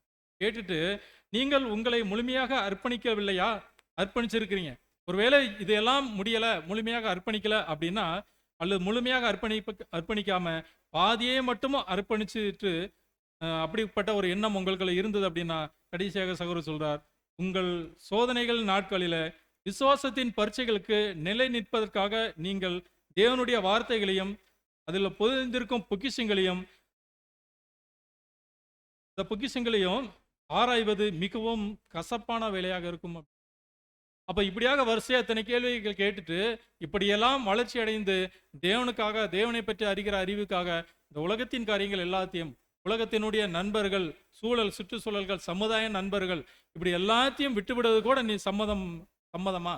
அப்படி ஒருவேளை சம்மதம் இல்லாதபடிக்கு இருந்தது அப்படின்னா அது ஒருவேளை முழுமையான அர்ப்பணிப்பாக இல்லாமல் இருக்கலாம். அப்படியாக முழுமையான அர்ப்பணிப்பு பண்ணாம பாதியை மட்டும் அர்ப்பணிப்பு பண்ணியிருந்தா அந்த ஒரு சோதனை நாட்கள்ல அந்த ஒரு பொக்கிஷங்கள் குறித்ததான காரியத்தை ஆராயும் போது அது கசப்பாக இருக்கும். ஏன் அப்படின்னா, ஏன் கசப்புன்னு சொல்றாரு அப்படின்னா, பாருங்க, இன்னைக்கு தேவனுடைய வார்த்தைகள் என்ன சொல்லுது அப்படின்னா, பாடுகளின் வழியாக தான் இந்த ஒரு மேன்மையை பெற்றுக்கொள்ளணும். ஆனா உலகத்தினுடைய காரியங்கள் கொஞ்சம் கலந்தது அப்படின்னா எதுக்கு அவ்வளவு கஷ்டப்படுற? இப்படி இந்த வழியில இப்படி போனா இந்த கஷ்டம் உனக்கு வராது. அதுதான் நான் சொல்றதை கேட்டு நடந்திருந்தேன்னா உனக்கு இந்த கஷ்டம் வந்திருக்காது. இப்படியான உலகத்தின் ஆலோசனைகள். அப்போ ஆனா தேவனுடைய வசனங்கள் என்ன சொல்லுது? பாடுகளின் வழியாக தான் ராஜ்யத்தை சுதந்திரிக்க முடியும். அப்போ நாம முழுமையாக அர்ப்பணிச்சிருக்கிறோம் அப்படின்னா தேவன் நம்மை எப்படி வளர்க்கிறாரோ, எப்படிப்பட்ட அறிவின் முறையில வளர்ச்சி அடைய செய்கிறாரோ அந்த வளர்ச்சியில நாம் வளர வேண்டும் என்று சொல்லி நான் பார்க்கிறோம். அப்படியாக வளரும்போது நாம் உண்மையாக தேவனுடைய பிள்ளைகளாக வளர முடியும். அப்படி வளர்ச்சி அடையும் போது தேவனுடைய சலுகையாக அந்த திவ்ய சமாதானத்தையும் பெற்றுக்கொள்ள முடியும் என்று சொல்லி பார்க்கிறோம். ஸோ அப்படியாக பெற்றுக்கொள்ளும் போது மட்டுமே தான் தேவன், அதுக்காக தான் நம்ம எதுக்காக இப்படி எல்லாம் பெற்றுக்கொள்வதற்காக, இந்த சலுகைகள்லாம் பெற்றுக்கொள்வதற்காக தான் தேவன் நமக்கு மீண்டுமாக ஒரு வாய்ப்பை தந்திருக்கிறார். 2 பேதுரு 1:4 பார்க்கிறோம், தேவன் இயேசு கிறிஸ்து மரித்தோர்ந்து உயிரோடு எழுந்தினதினாலே அறியாததும் மாசில்லாததும் மகிமை குறையாததும் ஆகிய சுதந்திரத்துக்கு ஏதுவாக ஜீவனுள்ள நம்பிக்கை உண்டாவதற்கு நமது மிகுந்த இரக்கத்தின்படியே நம்மை மீண்டும் பிறக்க செய்தார். அப்போ பாருங்க, இப்படியாக வளர்ச்சி அடைந்து இதையெல்லாம் பெற்றுக்கொள்வதற்காக தான் மீண்டுமாக பிறக்க செஞ்சிருக்கிறார். மீண்டுமாக தேவன் நமக்கு வாய்ப்பை தந்திருக்கிறார். அந்த வாய்ப்பை பெற்றுக்கொண்டு நாம் தொடர்ந்து வளரும் போது நாம் அந்த தேவ சமாதானத்தை, அவர் கிருபை வச்சிருக்கிறார், அதை நாம் பெற்றுக்கொள்வதற்கான வழிமுறைகளை சரியான முறையில் கடைபிடிச்சு வளரும்போது அந்த தேவனுடைய சமாதானத்தை பெற்றுக்கொள்ள முடியும் என்று சொல்லி பார்க்கிறோம். கடைசியாக ஒரு பேராகிராஃப் வாசித்து நம்ம முடிக்கலாம். அப்போ அதுல ஒரு சகோதரர் ஒரு கேள்வி கேட்கிறார். என்ன அப்படின்னா, தேவனது வசனத்தால் வழி நடத்தப்பட்டு அவரை பின்தொடர்வதற்காக அனைத்தையும் துறந்து விட பிரியமா இருக்கிறீங்களா? அப்படி பிரியமா இருந்தா என்ன என்று சொல்லும்போது லாஸ்ட் பேராகிராஃப் வாசிங்க. இந்த புஸ்தகத்தை படிக்கிற அநேக உடன்படிக்கை செய்த சகோதரர்கள் தெய்வீக திட்டத்தை பற்றிய தெளிந்த அறிவை பெற்று ஆவியில் திடன் கொண்டு வைராக்கியத்தில் புத்துணர்வு அடைந்து தேவ கிருபையினால் கர்த்தரை அறியவும் அவருக்கு ஊழியம் செய்யவும் அதற்காக எப்படிப்பட்ட தியாகத்தை செய்ய நேரிடினும் நான் செய்து முடிப்பேன் என்று கூறும் அளவுக்கு திடமடைவர் என்று நம்புகிறோம். அன்புக்குரியவர்களே, அப்போ பார்க்குறோம், அப்போ தேவனுக்காக, தேவனுடைய வழிநடத்துதலுக்காக இந்த உலகத்தின் காரியங்களை எல்லாத்தையும் விட்டுவிட்டு எல்லாத்தையும் துறந்து விட நாம் பிரியமாக இருக்கிறோம் அப்படின்னா தேவனுடைய வாக்குத்தத்தங்கள் அடங்கிய அவருடைய பரிசுத்த வேதாகவும் நமக்கு அருளப்பட்டிருக்கிறது. தேவனுடைய வார்த்தைகள் தேவ ஆவியினால் அருளப்பட்டிருக்கிறது. அதில் தேவ மனுஷர்கள் தேறினவர்களாக வளரத்தக்கதாக அந்த ஒரு வாக்குத்தத்தங்கள் நமக்கு வழங்கப்பட்டிருக்கிறது. அப்படியாக பார்க்கும்போது இந்த சகோதரர் சொல்றார், இந்த தெய்வீக திட்டத்தை பற்றி தெளிந்த அறிவை பெற்று ஆவியில் திடன் கொண்டு வைராக்கியத்தில் புத்துணர்வு அடையணும். எப்போ அடைவோம் அப்படின்னா அந்த புஸ்தகத்தை படிக்கும்போது. அப்போ அந்த புஸ்தகத்தை அப்போ எல்லாத்தையும் விட்டு விட விருப்பமாக இருக்கிறவங்க அந்த புஸ்தகத்தை படித்து கொண்டு தேவனுடைய பரிசுத்த வேதாகமத்தை படித்து கொண்டு தெய்வீக திட்டத்தை படித்து கொண்டு நாளுக்கு நாள் வளர்ச்சி அடையும் போது ஒரு புத்துணர்வு அடைகிறோம்.